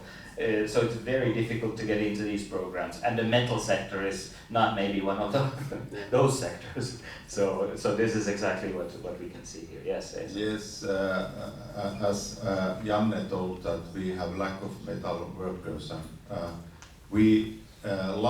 there was about 10 metal companies who decided that all students who applied to metal field, they will offer them summer job. We did it, and that was very nice way to how can I say that people can be more interested in metal work. Then of course we try to find also license for English language metal field for students, and that is one we want to do. Yeah. So now there was a question. Yeah. Morning everyone. I'm Ashish Trivedi from CII India. So I represent the industry association, biggest industry association from India. I joined a little late, but what I could understand, there is a topic discussion of the lack of manpower, skilled manpower for the industry. So how open the industry here to accept people from the other parts of the world, and if it is a possibility, what is the line of action we can look at in collaborating with the industry? As you know, India is a young population. We are a nation which is an average age is 29 years in our country, and we have very highly skilled people available at disposal for the world. So I just like to ask from the industry people, how do they accept this? Thank you so much.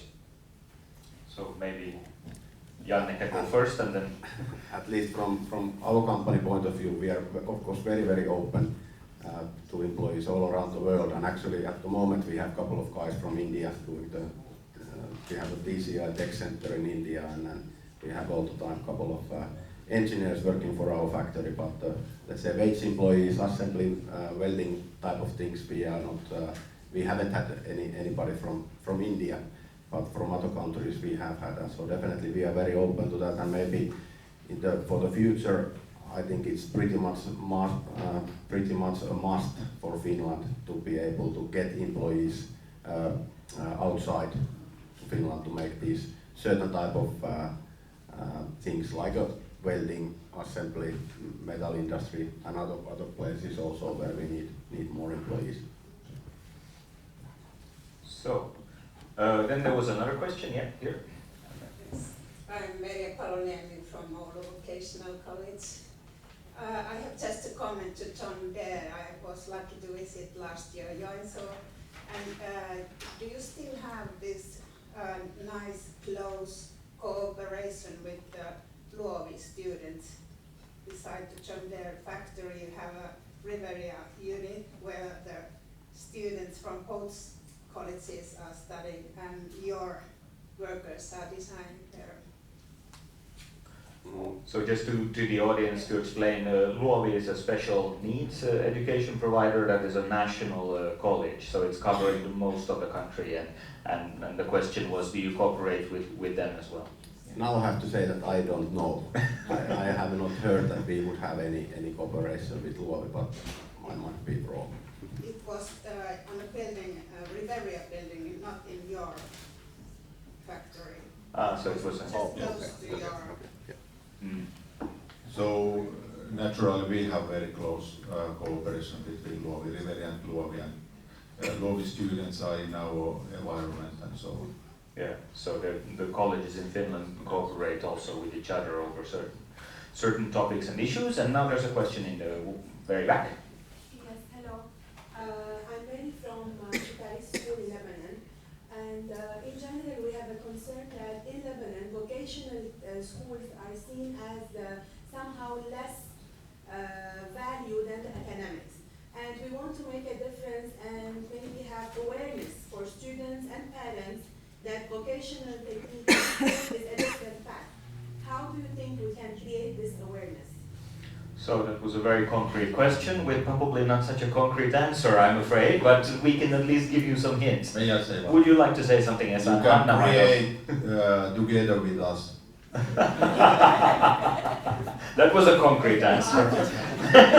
And slightly verging on marketing, but yes, go ahead. And then maybe one thing is important to understand in Finland culture is that if you are coming out from the vocational school or from the universities or from the applied universities, the salary level and the payment level is pretty similar in all cases. Of course, you are getting a little bit more if you're an engineer or master degree, but it's the difference between the salary levels is not that high, and that is one thing also, of course, that young people, at least some young people, what I have been discussing, they are going to vocational school so that they are able to get to work as soon as possible and start to earn money.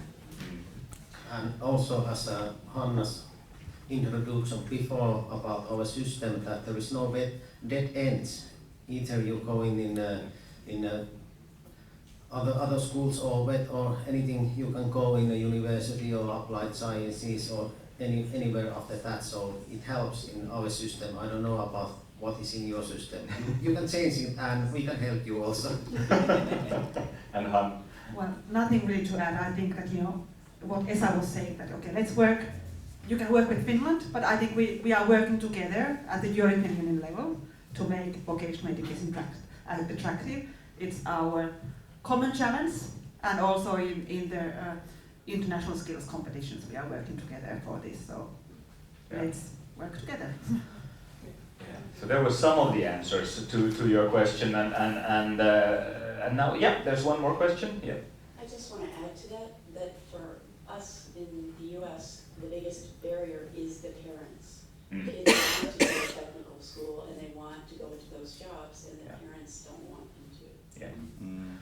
Yeah, and yeah, this is, I think, the situation in very many, or in all countries most likely, and this is also why the Taitaja competitions, for example, the way they are arranged in Finland is they're not in one city only, they're not in the capital every year, they go around the country, they're in different cities, they're every year, they're big events, and they're not just for young people, they're also for the audience at large.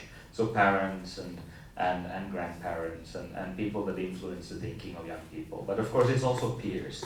So it is about what peers think and how peers talk with each other about education. And as we know from Finland, this process of bringing VET to the state that we have today, where it's more or less equal, the amounts that go one way or the other, slightly more to the general upper secondary education. But we feel it has reached some sort of a balance. This has been a long journey. So all of us who has been involved for a little bit longer in the VET development area, we know that this has not happened in 10 years or in 15, 20 or 25 years. I mean, this is really when you look at the trends, you have to look at the big, long trends. And there are small steps that have been taken on the way. So the qualifications have been improved, the teachers' qualifications have been improved, the general discussion around vocational education and training, the pathways have been opened. And they've been, a series of governments that have been taking these decisions and slowly building for something that has the strength that the system has today. So we're very happy with that. And the newest reforms, even if they were not maybe necessary and nobody forced Finland to do these reforms exactly, or they still as part of this pathway of keeping the system future-proof and ready for what is coming. I think now we've come to a short break, and I would like to thank the panel. Maybe we should give the panel an applause. I hope you all have signed the list. The list should be available also over the break in the front here, and it's circulating still, but maybe you can sign it if you haven't yet. And to everybody who is coming back from the break, I really hope you're all coming back, because this is always a risky moment when there's a small break. Then there will be a small gift as well, as a sort of returning gift. So please come back and at least get your gift.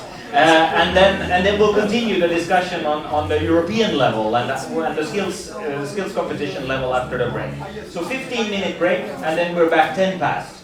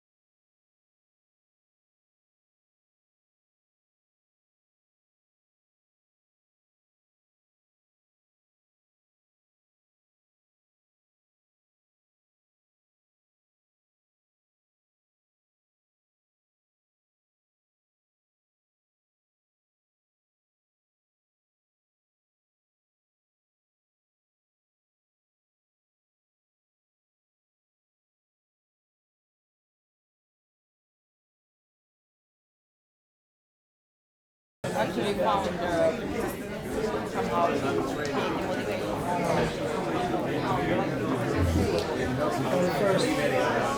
First step we are now taking is to ask those passing panels if they are interested to stay, if they want to become part of the club.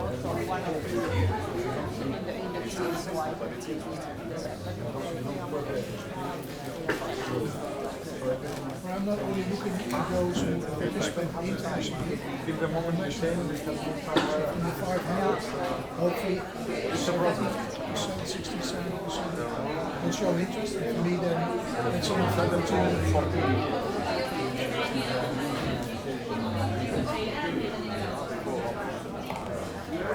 All right. So I have a long term.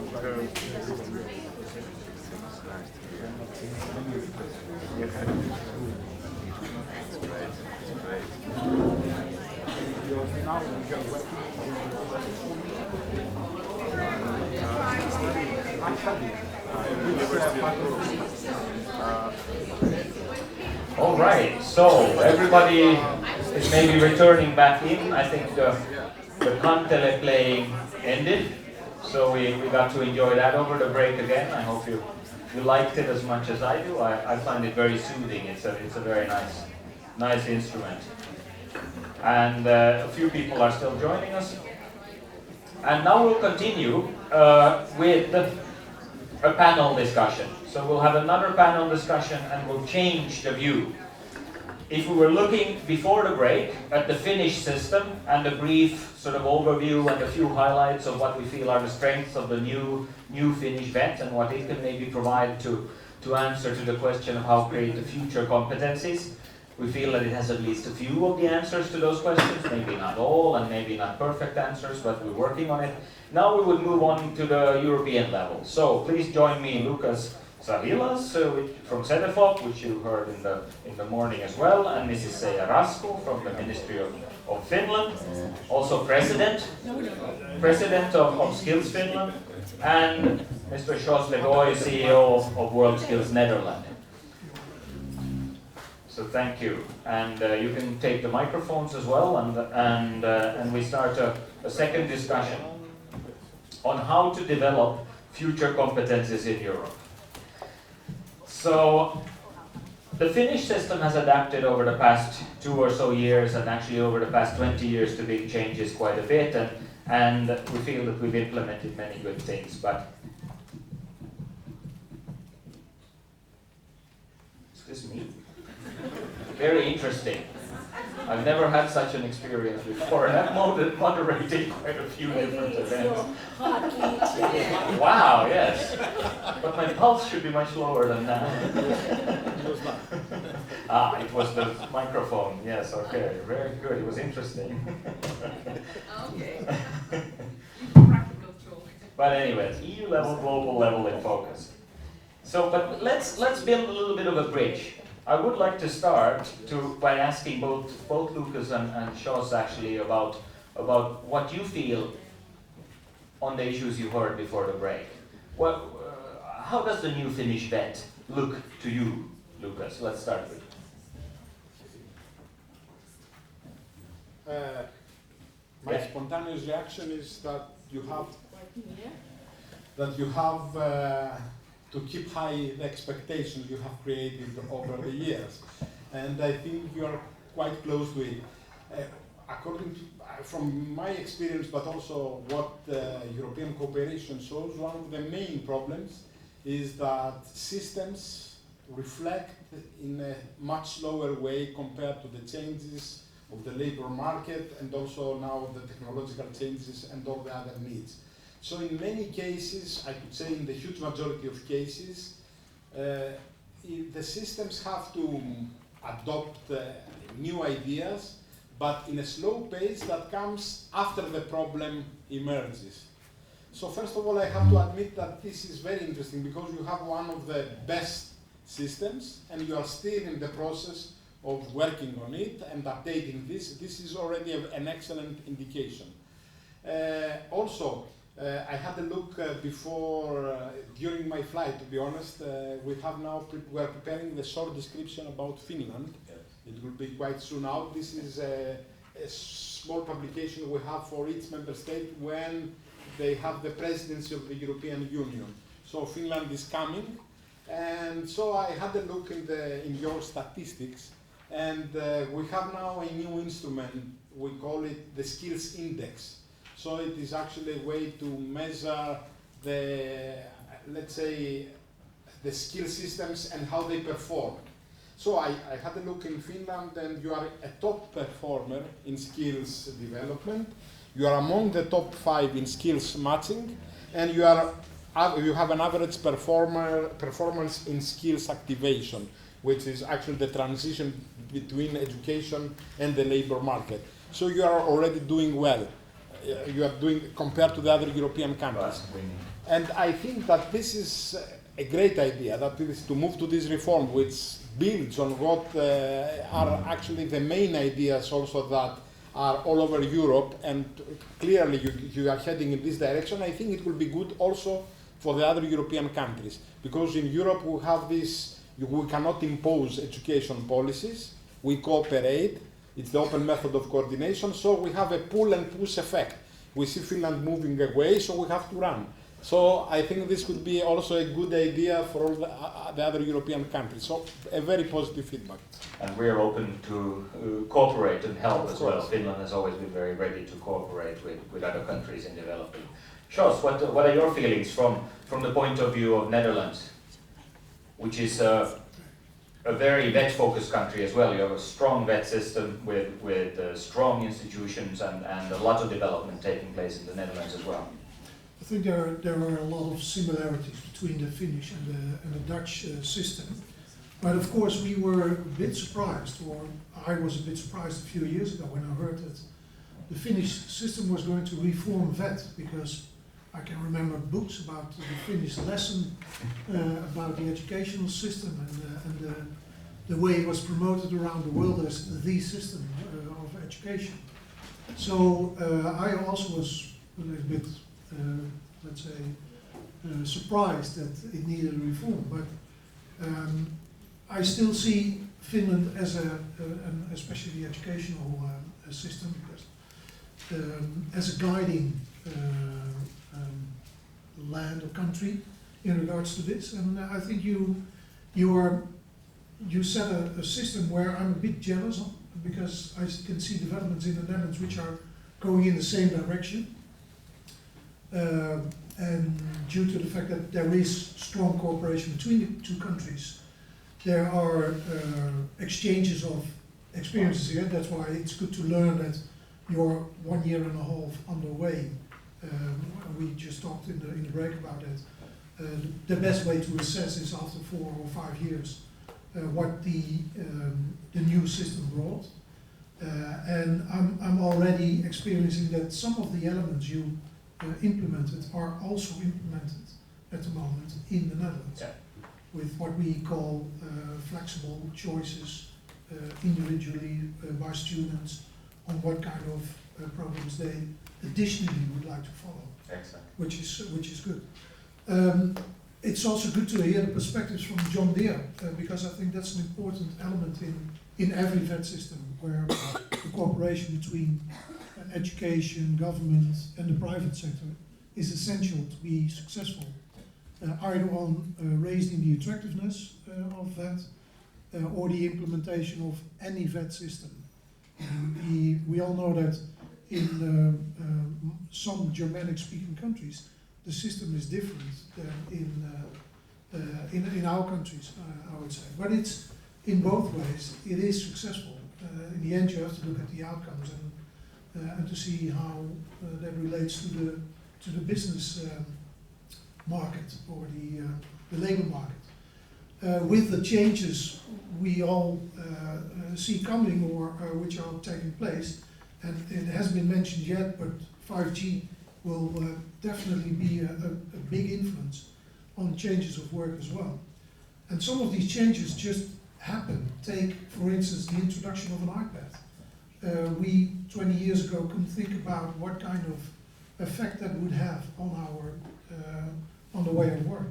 And 5G will even be more influential to the changes. So I think your system is being made ready for rapid, even more rapid changes in society, in business, than already is taking place. Yeah, this was definitely one of the reasons behind the reform. I mean, to make it more ready to change quicker when those changes are required. But Seija had a comment as well. Yeah. I have two things to comment. One was that you just said that we noticed that our vocational education system, although it was good, it was not reacting as fast as was needed in the rapidly changing working life. So we wanted to build a system which is adaptive itself. So there is no need to change the whole system when the working life changes. The system is so adaptive that we can make changes inside the system.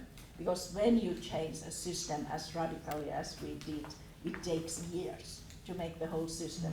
But if the system itself is adaptive and you make changes inside the system, then it doesn't take so much time and we can react to the future needs more faster than we did before. And then the other reason why you was surprised was that although we have had competence-based system for more than 20 years, we had competence-based system only in qualifications and in assessment. We didn't have that in financing and in the governance. And that meant that the financing and the governance, let's say, put the education providers to a different way than competence-based way. So we needed to change the whole system, competence-based, also the financing and the governance, to make it really student-friendly and working life-friendly and future-proof. This is an important point, actually, that often education systems are reformed or renewed in parts, because it's a very big job to do the whole system anew at once, and it's a very big risk as well. Not as big a risk in the case of the Finnish reform now, because we did it based on previous experiences, so we had all kinds of experience that were brought together, so actually we knew pretty much what we were doing, but it is a big risk still, and that's why it's done in small parts, and then you get these pockets, so one pocket works in one way and another pocket in another. Sure. Just one more comment, and that's something which, of course, is something which I represent, is skills competitions, not only on national level but also on European and global level. In that reform, in those developments, I think that skills competitions can play an even more important tool, because we have to see this still as a tool to support the development of vocational education and training. But can become an even more important tool with the transition from education to the working life, where companies can play a role in as well. The upskilling part, just give one example. I'll give one example, which is based upon what we do in the Netherlands. Is we create a database of the latest developments of what takes place in the trades, in the skills. That's available for education, but also for companies. And with that, to see if companies can use that to see where the gaps within their staff is. I saw that in Russia that was last year when I visited some schools and universities there, where companies are using that tool to assess what the skills gap with the individual is, and to use a competition to make that clear. Mm-hmm. So everything we do within the skills competition framework can be used by companies as well to assess where's the need for further upskilling. And that's I think also a next step in the process. Yeah, and that's an interesting example from the individual even level, and also of course the skills tasks. I mean that you provide for the competitions, both national and European and world skills competition tasks, in a way have functioned in some trades at least as forecasting the future of those skills. So I mean, they try to build in the newest of the newest into the competitions, and this is a quite interesting example as well for where industry and schools are together forecasting through the competitions in a way, parts of the future of their own trades. And this leads us very well into the next question as well. I would like to ask Lucas. So we've talked a little bit about Finland now, some views into the skills competitions as well, but what is happening in the European level as far as future competencies? I mean, we heard about the work of CEDEFOP, but within the EU decision making, I mean, is this a big topic? Is this something that comes up? And I mean, is there a real awareness that we need to be more ready to change more rapidly in the future? Actually, yep. It remains and is one of the highest priorities at European level. But we have to admit that right now we are in a transition phase. We have to take into account that 2020 was the end of a long process. Now 2020 is just tomorrow, and we have to prepare for the post-2020. So although we had a number of policies, we had the EU 2020 strategy, we had the European Pillar of Social Rights, where education and training was the first of the 20 key priorities. We had the new skills agenda. We had all these initiatives that were moving exactly in this direction, that mean bridging the demands of the labor market and the provision by the European systems. I think all this is under a new, let's say, it has to be seen under the new political environment that will be in place after a few months. We're waiting a new European Parliament, a new European Commission. We don't know if training, vocational education training still will be with employment or with education. There are never-ending discussions. In any case, I think, although this political background influences a lot on the number of initiatives and the financing behind these initiatives, I'm quite optimistic that the need is such a big need that we will still have a number of initiatives supporting this type of policies. And I want to say that it is actually not only at the level of the European Commission where the big policies are defined. In CEDEFOP, I mentioned just a few cases, but we have to say that we are doing a lot in this direction. It's not only the skills index, we have the anticipation of skill needs, we have the European Skills and Jobs Survey we are doing with Eurofound. We pay particular attention now in the developments in relation to technological developments. That means how to exploit the big data in a way that could help us anticipate the future needs, and we have a number of projects working in this direction. So there are many things happening, and I hope that these things will be more coordinated with the European Commission. We have to have the post-2020 agenda, and I hope that this will be one of the main topics that have to be addressed. Exactly, yeah. So how does it look from the national level, say, if you comment a little bit, the same issue of EU work on the future competence? Okay, EU have done a lot, and I'm sure it will do a lot, at least it tries to do a lot in the field of vocational education and training, and I'm sure that we need a common vision where to go, and then we need to cooperate to reach the vision. But from my point of view, I think there are three main things which must be kept in mind and which can help us in the area of the future competencies.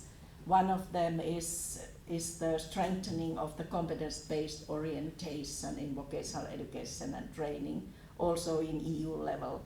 We already have this recommendation on European qualification framework and recommendation of the European credit system in vocational education and training, but still we have a lot to do to strengthen the competence-based orientation. And the competence-based orientation is very important at the EU level because it gives us a common language to understand the variety vocational education systems in Europe. So the competence-based orientation makes the systems more transparent to other systems, but it also makes the vocational education and training system transparent to the working life. So working life is not interested in hours and days and contents. It's interested in knowledge, skills and competencies the students have. So this competence-based orientation helps us to understand what the students can do and what they know after their studies, and it helps us also to understand what kind of knowledge, skills and competencies are needed in the working life. So we better notice the skill shortages, and we can, let's say, decrease the gap between demand and supply.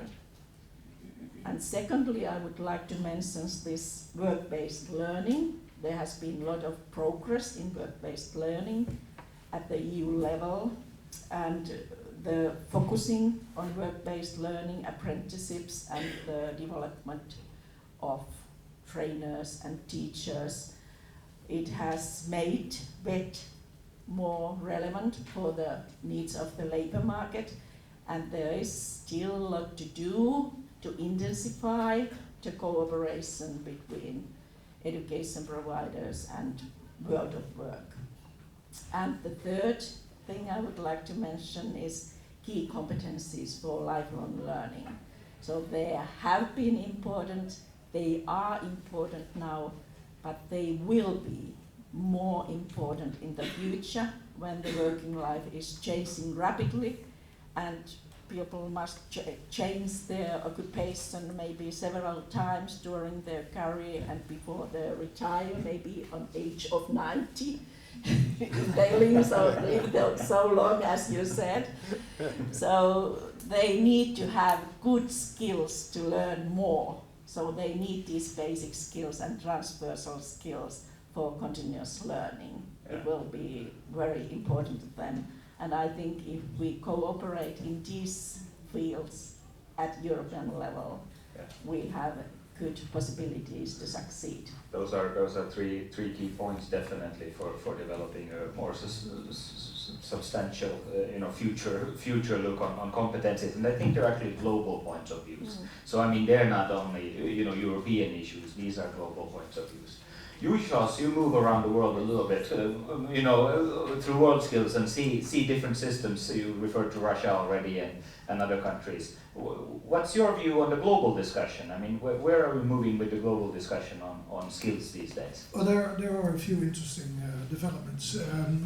If you take in mind that, let's say, 15 years ago when World Skills was organized in Helsinki, or nearly 15 years ago, 2005, China wasn't participating in the movement. Russia wasn't participating. India, I don't think as well, was participating. So BRICS countries, I can see that they are investing a lot in the skills competitions. Russia set up a structure for the whole country within only 5 years. China did something similar, but then a little bit longer. They took 10 years to implement this system into their VET system because they see that as a strong tool to make reforms in vocational education and training and to remain updated about the latest developments in trade. On European level, though, I also see that there's a challenge in Europe compared to those regions around the world, or countries around the world, big countries around the world, is to how can we be able to work together as European countries, because the differentiations between the countries is big. That's good, the diversity, and the phrase is united in diversity in Europe, but it's also a challenge that we remain, let's say, our high quality of VET in Europe, because those countries are really making fast steps. It's good to see that Centers of Excellence, Vocational Excellence, is an EU initiative which fits in, of course, our work from WorldSkills and WorldSkills Europe and our national WorldSkills members. To look at the global level and then to look at the WorldSkills competition in Kazan in Russia within a few months. What we try to do is to use that as a showroom to show also future skills, and that's a new element in the competition. Future skills is a specialized zone for showcases and competitions in skills which are in demand, especially the high-tech production. So that will be a very interesting element to the WorldSkills competition to look at and to be inspired to use for vet changes. This is very good, yeah. This is actually something that's taking place here in Taitaja as well. There's always a few show skills, and I think robotics is, for example, one of them this year, if I'm not mistaken, yeah. And just shortly, the other one I wanted to mention is the implementation of what we call WorldSkills capacity building centers. Especially in Asia, they are set up by members, and this should be something for European context as well, to look at in what way countries can take the lead in further developing or helping other countries, members or not yet members of WorldSkills, to exchange what we do. Okay. Yeah, this is an interesting, I haven't heard of those before, so that's an interesting thing for probably many here to look into as well. Very good. I think to round up, we could maybe focus on a few points from the audience, some questions or some remarks. I mean, how do you look at? There's a lot of representatives from countries around the world still. So, do you have any views on how in your countries the future competencies are taken into account and how you're dealing with these issues? Are your systems ready for the changes to come and the changes that are taking place? Is there anybody who would like to take the floor? Yes.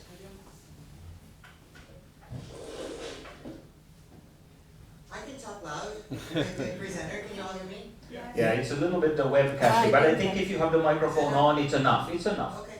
I'm from Wisconsin, USA, and I teach at a vocational technical college, and we are very much competency-based. We have been for many years, at least 10 that I can recall. And there is one college in Wisconsin that's doing testing exactly what you're doing and implementing here in Finland. So it's very interesting for me to hear that you're doing it as a whole nation. And so this is very exciting, and I'm going to bring it all back. I think for us in the United States, the big issue is as a country looking at financial aid and how do you give out money to the students to pay for school, and how is it transferred to other colleges? Because maybe in that college it works, and maybe in Wisconsin it works, because we're about the size of population of Finland. I would say, yeah, you're comparable. So if we just did it there, that would be fine, but our money comes from the nation. Yeah. So that is the biggest challenge. Yeah. Well, we're thinking like you're thinking, so it's very exciting. But we have been competency-based within the courses for a long time. Exactly. So you're a little bit, excited. You're within the same framework of thinking, and some of the same problems I think that Finland had some years ago, still before the new legislation. Yes. Yeah, but I mean, usually often a state in the United States is quite comparable. The smaller states are comparable to Finland in size, so it's very good comparison often. Yeah, that's an interesting example to hear. Thank you for sharing. Yes, there's another. Peter Kallonen from Jyväskylä, Finland. I really agree with the question of the importance of key competencies in the future and of course nowadays too. And when we are speaking about transversal skills, I think that it's really important to think about how to assess transversal skills. Because you learn them, of course, by doing some courses, if you can say so, but you learn also transversal skills by doing different kinds of things, just like working in projects and, for example, taking parts in skills competitions and so on. So we have to discuss about how to do the assessment. I think that is really important. Thank you. Very good point. And now a final comment by the panelists, and then we have to wrap it up. So I would like to add that it's also impossible important to make these key competencies visible. So you need to find a way to assess them, but also a way to make them visible. You learn so much in World Skills competition, for example, and in Taitaja competition, which cannot be shown in the assessment of the competition itself. Yeah, no, this is right. And now a quick comment by Lucas, Yes. and then. Just very quickly, I want actually to highlight the fact that things are changing.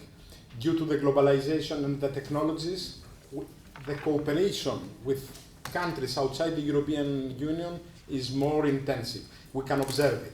Now there is an interagency group on technical vocational education and training, bringing all stakeholders together. In CEDEFOP, I didn't have the time to mention, we have many projects with a global dimension. That means right now we are working on global reference levels of qualification frameworks.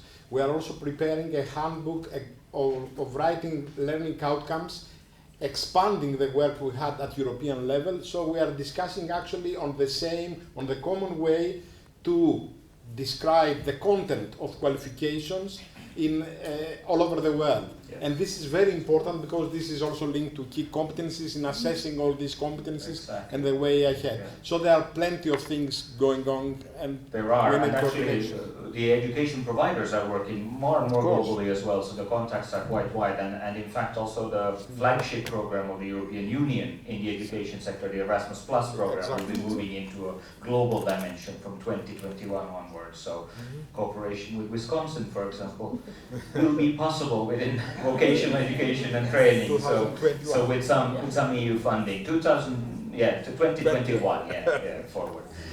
But here we wrap up the panel. Thank you very much to the panelists, and we'll be now focusing our gazes a bit more on the skills competition. But thank you to the panelists.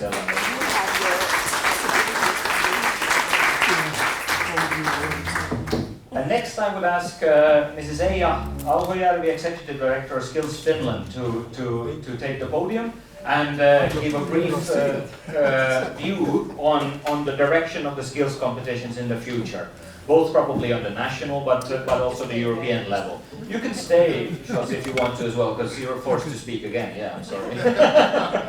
Sorry about that. Don't disturb me. But if Eija can find her presentation, yeah, very good. And then the clicker there. So go ahead, Eija, and welcome to the stage.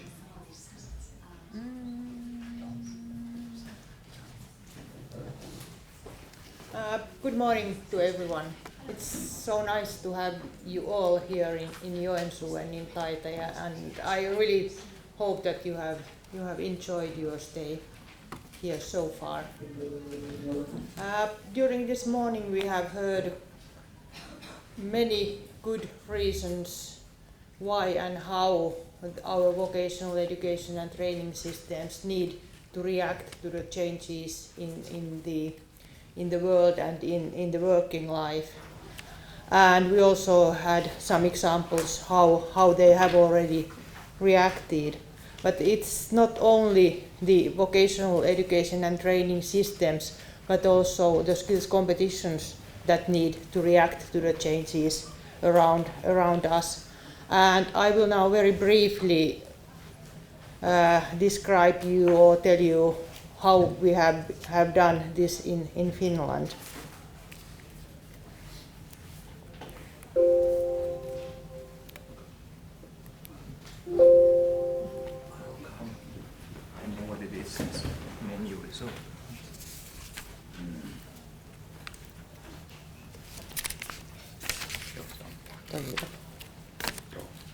Thanks. But before this, I will say a few words about Skills Finland, the organization behind skills competitions. So Skills Finland is a non-profit association founded 25 years ago. All the most important stakeholders around WET are members and active, I must say, active members of Skills Finland. And especially important is the role of WET providers. We very much cooperate with them in all kind of practical small things like organizing the Taitaja competitions. And our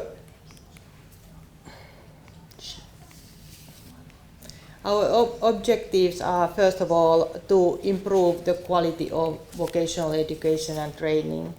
And then secondly, to increase the attractiveness of vocational education and training.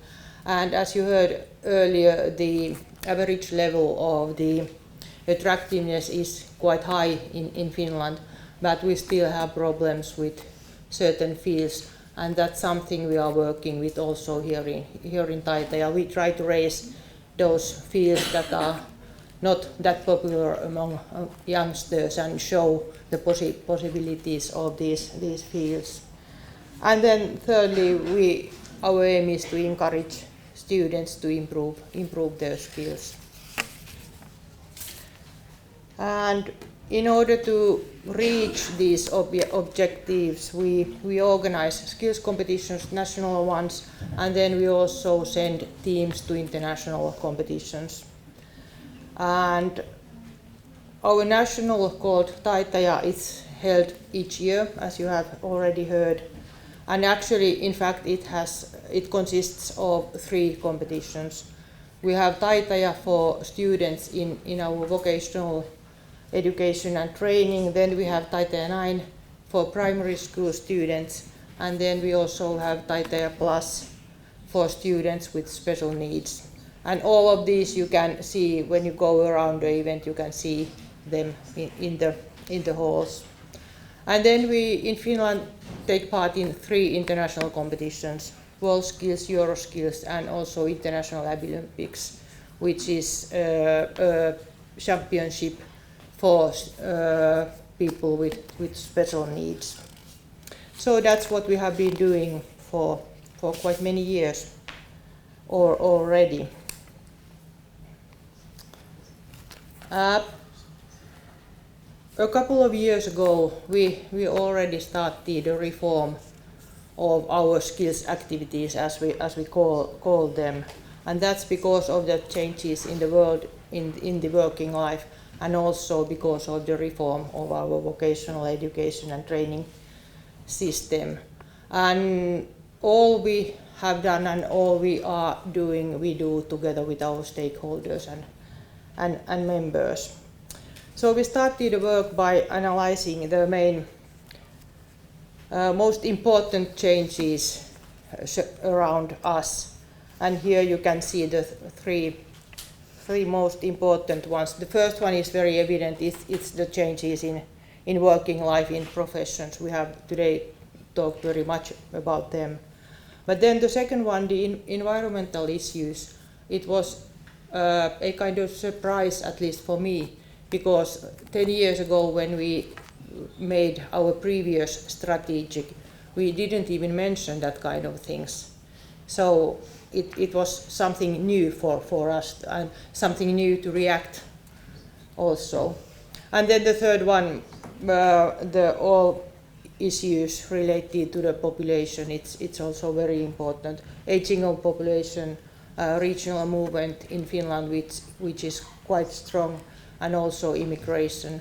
And the last 2 ones was problems that Lukas also mentioned in his presentation. So they are not, of course, not just Finnish challenges, they are challenges all over the world. And one principle what is very important for us in Finland is involvement of everyone. So meaning that everyone should have the right to participate, and everyone has the right to develop his or her skills by using skills competitions. It's somehow the main idea, main principle behind all we are doing.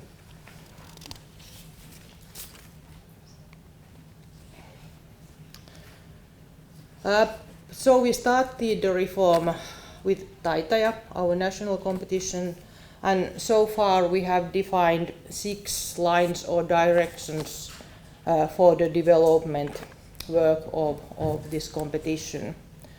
And our very first conclusion was that the brand is still very good, and the objectives of Taitaja are quite good, and they are quite relevant at the moment as well. So here we are very much at the same situation as we are in our vocational education and training system.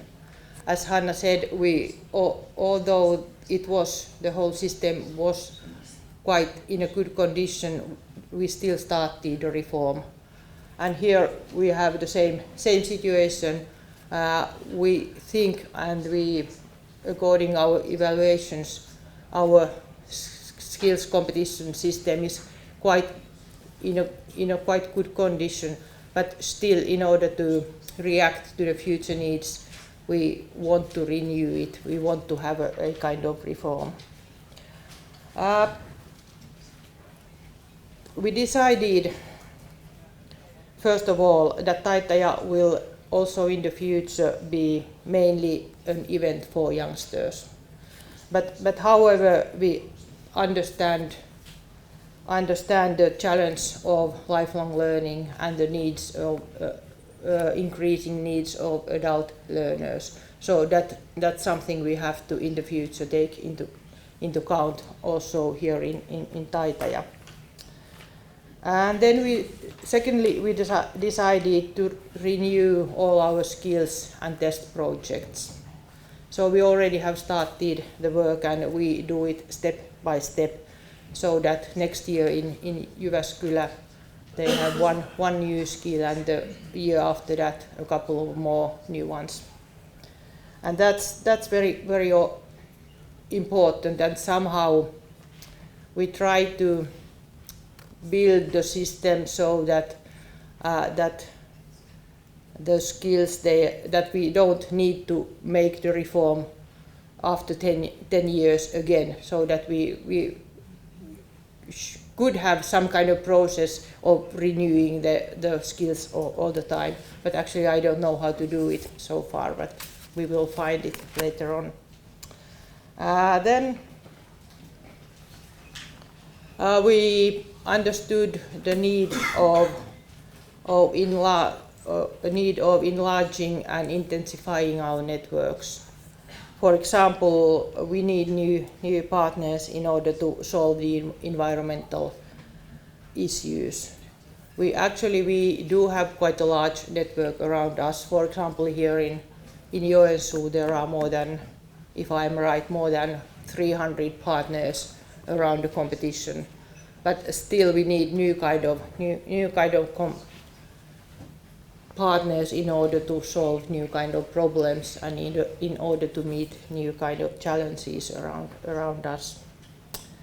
And then what was a surprise again to me was the fifth one here, the internationalization. Because the stakeholders, actually all of them, very much and very strongly emphasized the role of our national skills competitions as a promoter of internationalization in Finland, and it was something I haven't that much be thinking about. But that's true that we do have guest competitors, we do have that kind of seminars, we do have networks constructed around our national skills competitions, but there is something more to do also in the future. Maybe some kind of cooperation in order to develop the skills competitions or to create new skills in cooperation with some other countries and so on. And then the last direction we have defined is to increase the future orientation, and I think it's also quite evident. So we need to show not just the skills and professions of today, but also the skills and professions of tomorrow to all those youngsters who are visiting here. And then we also need to, together in cooperation with companies, try to maybe create also new skills showing new future professions.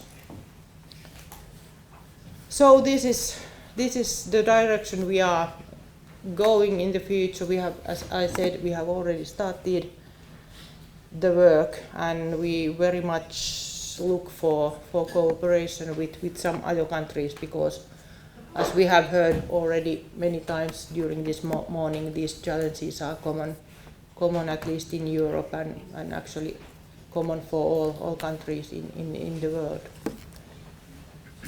So this was more or less what I wanted to say at the moment. Thank you.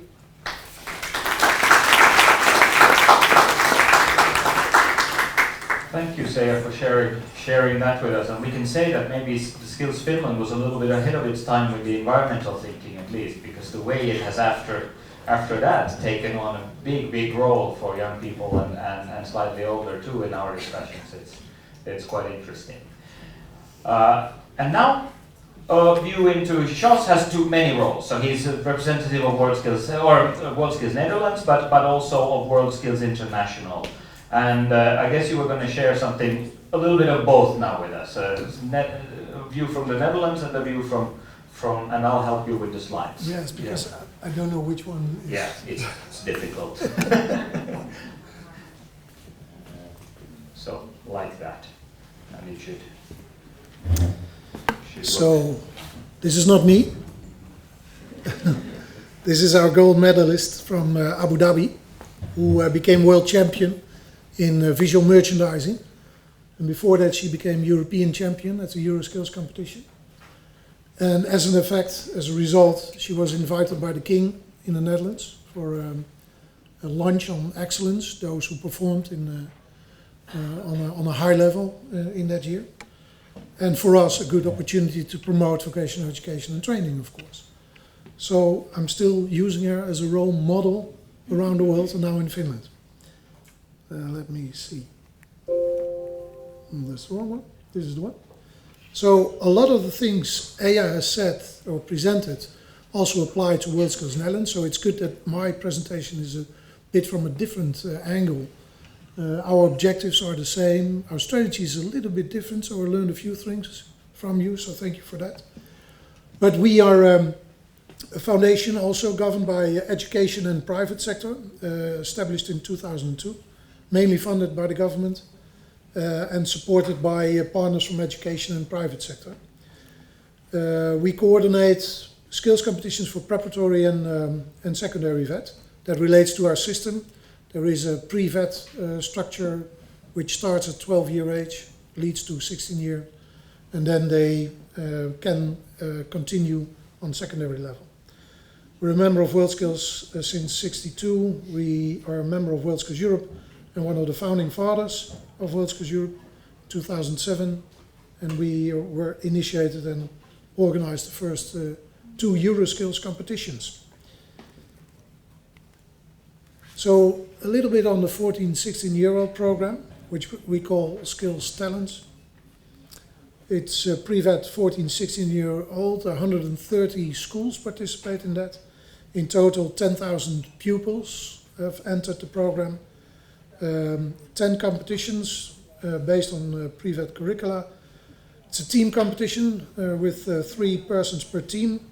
Yearly we update test projects, meaning that the latest developments in those traits are put into the schools as well, and that's one of the reasons why the schools participate.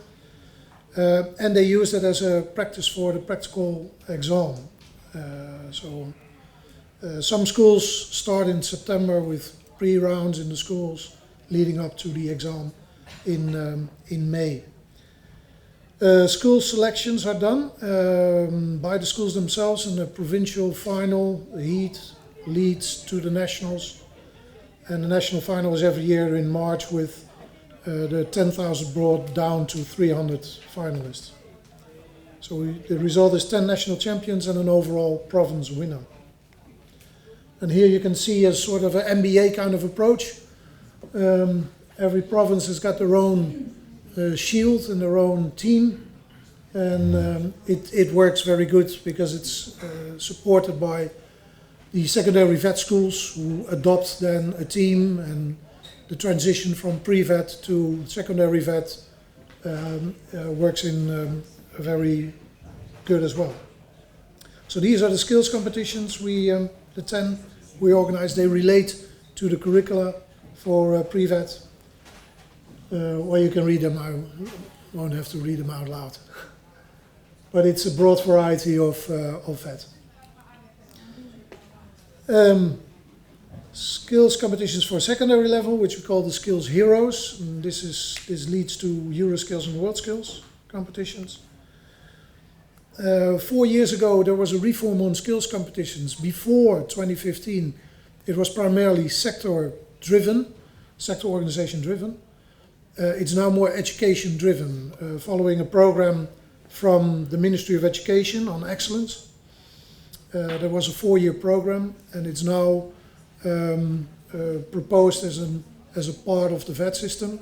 With that, it becomes part of the whole system, which is good for the continuation and the further development. Because in 2016, when the first implementation of the national event New Start took place, there was an enrollment of 3,000 students on a national level.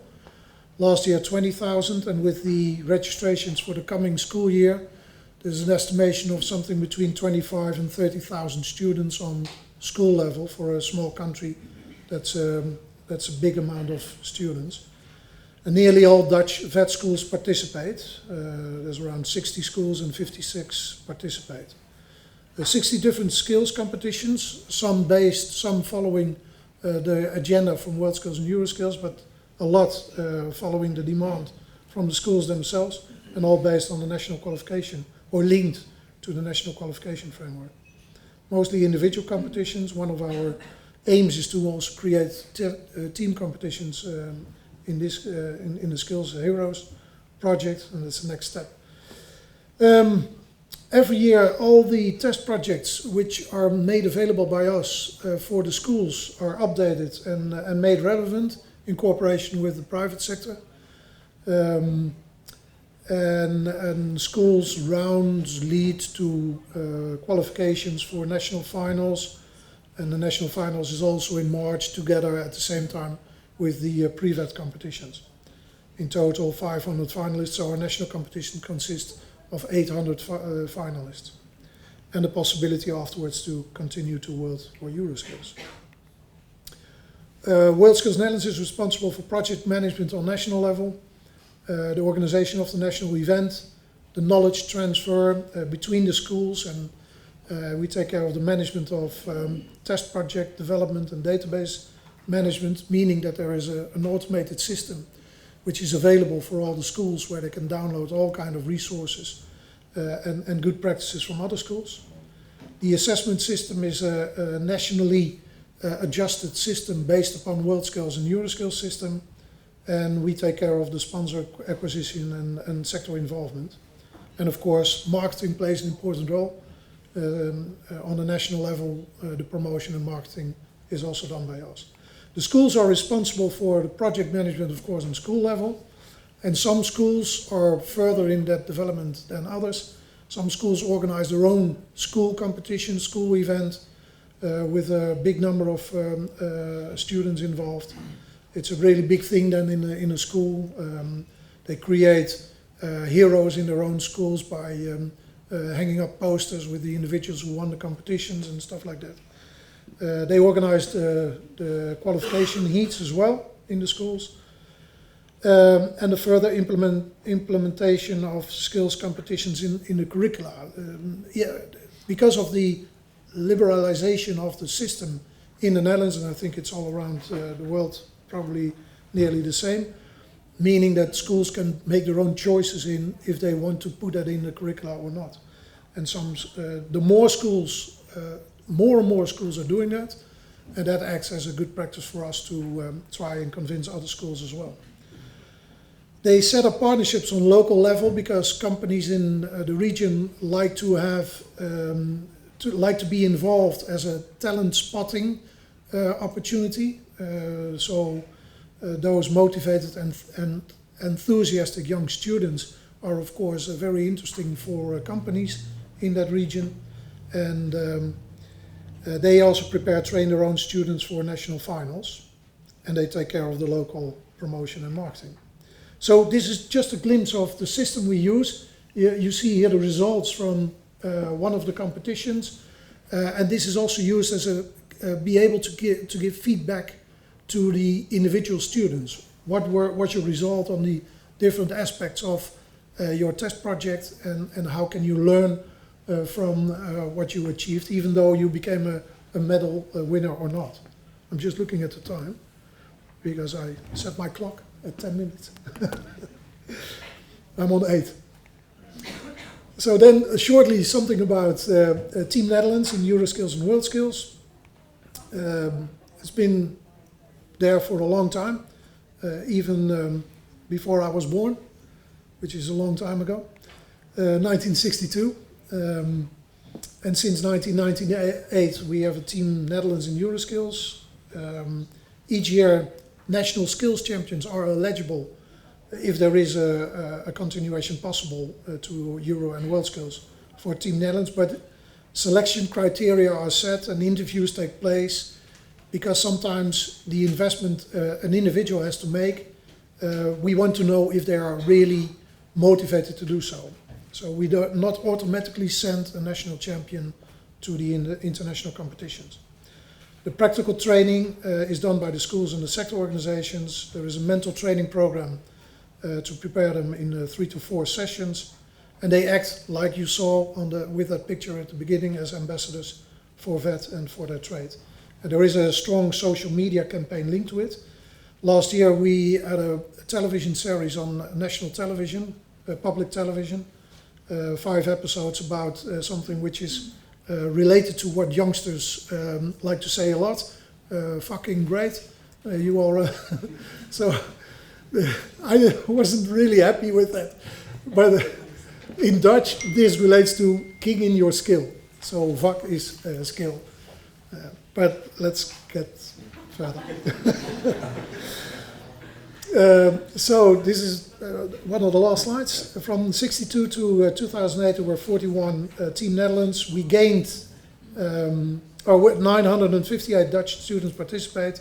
A bit more than half got a result, if you include also the medals of excellence. But winning of medals is becoming more difficult.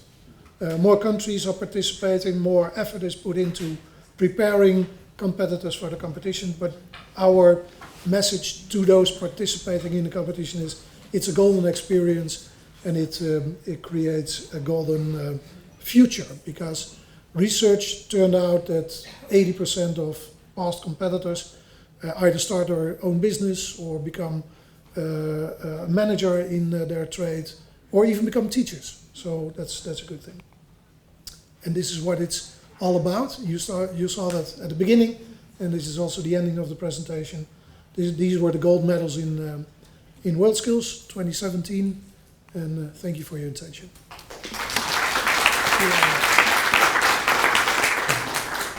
Thank you very much, Charles, both for being punctual and for sharing with us your thoughts about how you work in the Netherlands.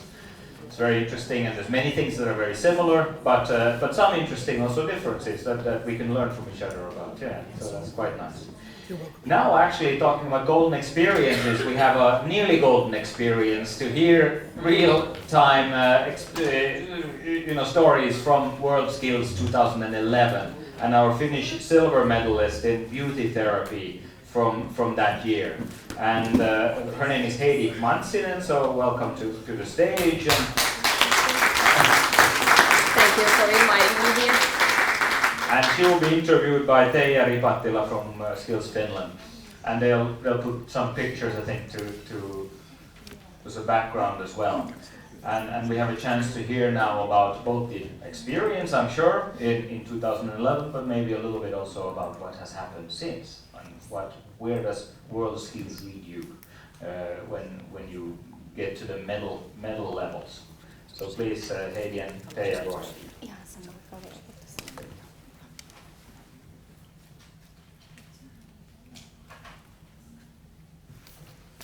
Okay, so like Mika said, we have here now a young lady with a golden experience, and I would say that she's also a real professional with golden hands. So welcome, Heidi. Thank you, thank you. when and how did you realize that beauty therapy is your thing or your passion? When I was 14, I had practical training in very small beauty salon, and then I realized that I really enjoyed to work with people, and I was especially interested in skincare. So after secondary school, I chose to study beauty therapy alongside my high school studies. When did you compete for the first time? My first competition was 2009 in Vaasa. I got bronze medal. I was so terrified of competing that after competition I decided that I would never participate again. Or so I thought. And how did you hear about the World Skills competition and how you were selected to Team Finland? After Taitaja competition, the Finnish expert asked me to participate in qualifiers, and we had 3 qualifiers in Finland, and I won. So, what knowledge or competencies skills competitions has given to you? Intensive word skills training improved my professional skills in many ways. It also gave me ability to evaluate my own work. Also, the skills of working under the pressure has been useful in many cases after competition. And in addition, mental training was very effective to overcome my fears, and I believe that it affected my success. And why do you think that skills competitions are a good option for youngsters? I think the skills competitions are a good possibility to improve professional skills with skills training. Participate in competitions are good merit in working industry, especially for young self-employed. It's also a good way to form contacts with other professionals. And what do you think, what's the difference between our national skills competition, Taitaja, and world skills competitions? I can only speak of beauty therapy, but in Finland the education is uniform and competitors have quite similar way to work. Word skills shows up the variety in beauty therapy around the world, different cultures and way of working enrich the competition. I have also heard that you like to talk about values yes. in your own life, but also in working life. So what do you think about the values in skills competitions? I believe that skills competitions has possibility to show values in young competitors' life. We live in a world where values are quite tough: money, success, efficiency. Many young people experience exhaustion in working life. So I think it's important for the young competitors and professionals really to stop thinking what their values are and how these values show both in their personal life and working life. In Taitaja 2019, we act according to Skills Finland values: openly, fairly, wisely, rejoin skills. And if we can carry these values over to the working life of the competitors, it has a big positive effect to the working life in all trades. My dad is a pastor, and it was important for him to teach how we all are equal and everyone deserves to be treated with respect. He also showed through his own example the importance of helping and regarding other people. I believe it has been one of the important lessons that I have carried out when I compete and I have worked with people.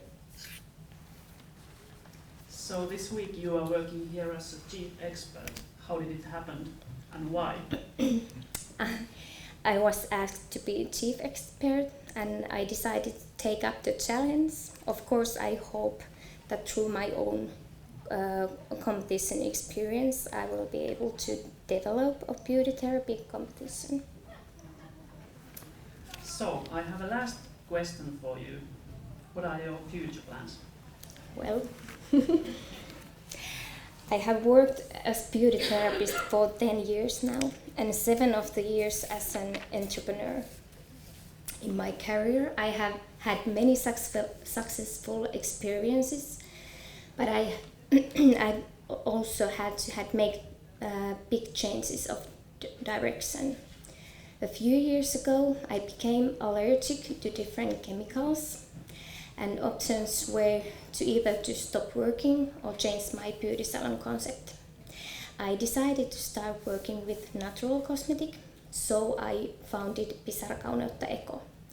I fell in love with probiotic skincare that is based on good microbes to favor a diverse ecosystem of the skin that protects from pathogens and inflammation.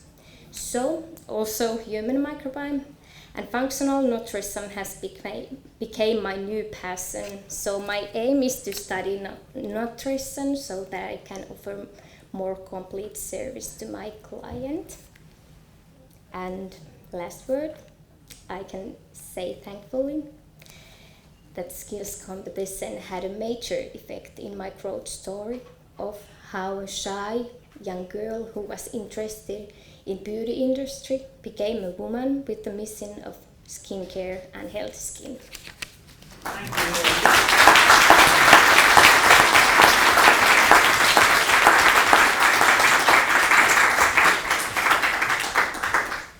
Thank you for coming and sharing. That was it's a wonderful story, and it's the beginning of a life story, really only. So what can happen from here on? That was wonderful to hear, and also your view on life was nice that you shared with us a little bit about your thinking about the values that are behind both working life and competition life and our education system. It's something we often forget, that we're not just teaching facts and skills or competencies. We're also creating, whole human beings in our education system that will act on many levels in their societies. Thank you for that. And now we've come to the closing seminars and closing remarks of this morning's sessions. And I'm very glad to have Seija Rasku making those, because the multitude of topics that have come up is huge. So it's very difficult to summarize in any way, but I believe also that Seija has prepared something and will share something about, for example, the Finnish presidency also with us, and through those maybe give us an overview of what we've talked about today as well, perhaps to some degree. Okay. Thank you I won't much. Summarize anything because there has been so many topics. First, I would like to thank all the speakers, all the panelists, and our marvelous moderator for the work which you have done here. And I would also like to thank audience. You have been active, and you all together have made this seminar very fruitful and also inspiring. But as a closing words, I would like to guide you shortly through the coming Finnish EU presidency. This Finnish presidency of the Council of the European Union will start on 1st of July, and it is our third presidency. We will have some complex horizontal matters or issues ahead. For example, the next multi-annual financial framework. We will have rule of law and Brexit. And Finland will also be the first presidency to deal with the EU's new strategic priorities and put them into council work or integrate in the council work. We don't have yet our new government. We just had elections. It means that it's up to the new government actually to be formed in a few days or in a few weeks, you never know, to agree on the Finnish presidency program. So we don't yet have any program, but we still have some principles for the presidency, and you can see them here. So for example, sustainable meeting arrangements are one of them, transparency and active communications, respect for the principles of better regulations, and the use of digital tools in the council work. And when we go deeper to the education and training sector, we will have 6 priorities during our presidency. One of them is advancing Erasmus Plus negotiation. The other one is fostering continuous learning or lifelong learning, if you like to use that word. We will promote future-oriented education and training. We will promote investments in human capital, and I certainly hope that our government is also doing that during these government negotiations and in the new government program. And of course, equity, equality, and effectiveness have been very important to Finland all the time, so we will strengthen them. And then in higher education sector especially, but also in vocational education and training, we will want to enhance cooperation between education and research, education and innovations. There will be council meetings in Brussels and also 9 education committee meetings.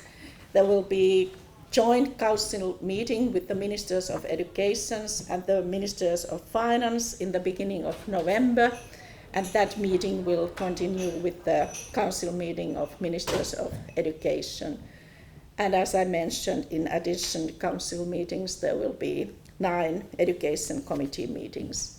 There will also be a lot of happenings in Finland, especially in Helsinki, because the former government has decided that it's more practical to have all the meetings and conferences in Helsinki, where we can take care of the security issues, and it's also more sustainable because you don't need so many flights. And I'm sure you are happy with that. But we will start in education sector in the beginning of October, when it's raining and it's dark in Finland, but it's very interesting time though.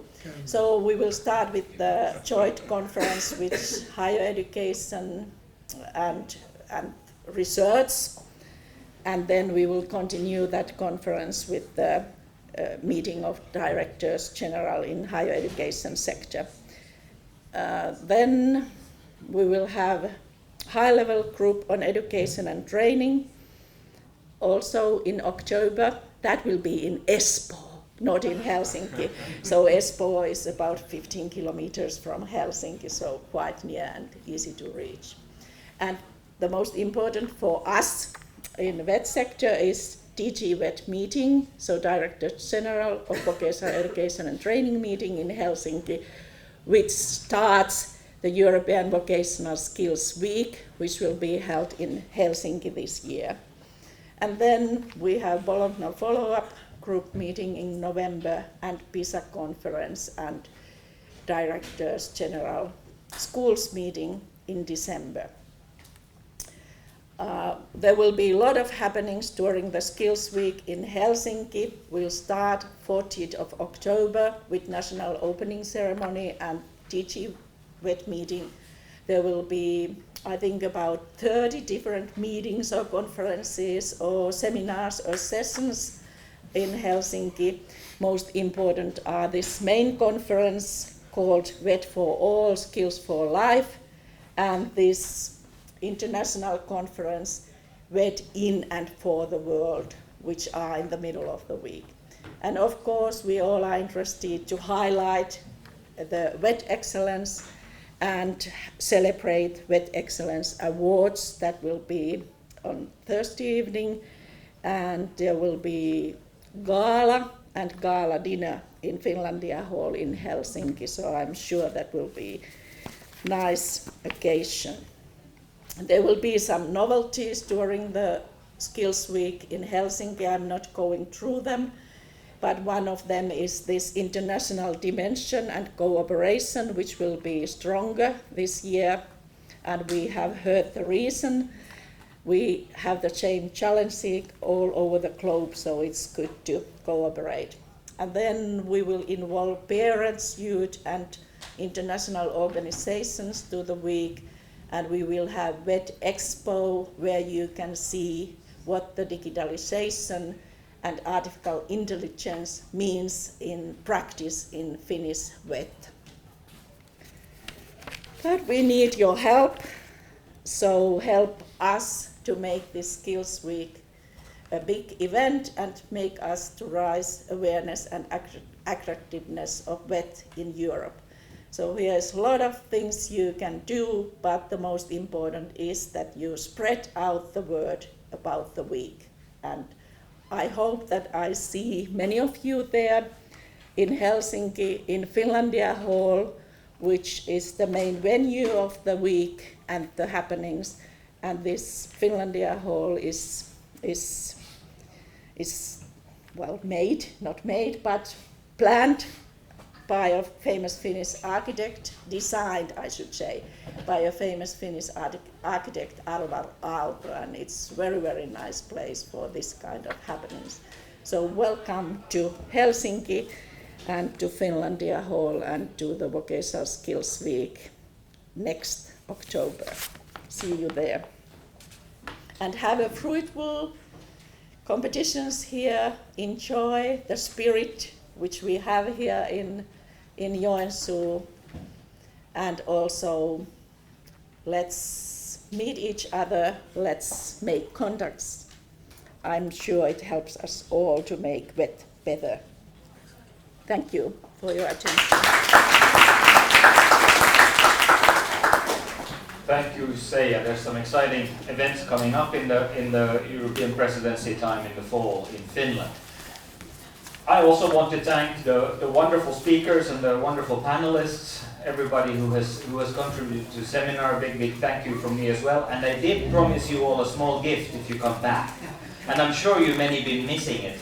But you can pick it up from the front table over here. There's a little candy box and a little, these are both promotional materials from our agency. So, and a little sort of a privacy thing for your camera on your computer. It's very practical. So you grab one or several of each, but please take your little gift as well. And I really hope that you go, of course, to the competitions now and follow the real artists of this event, the skilled young people that are competing at the moment. It's exciting moments there, I'm sure. So thank you for the seminar and good luck with your future ventures. Thanks.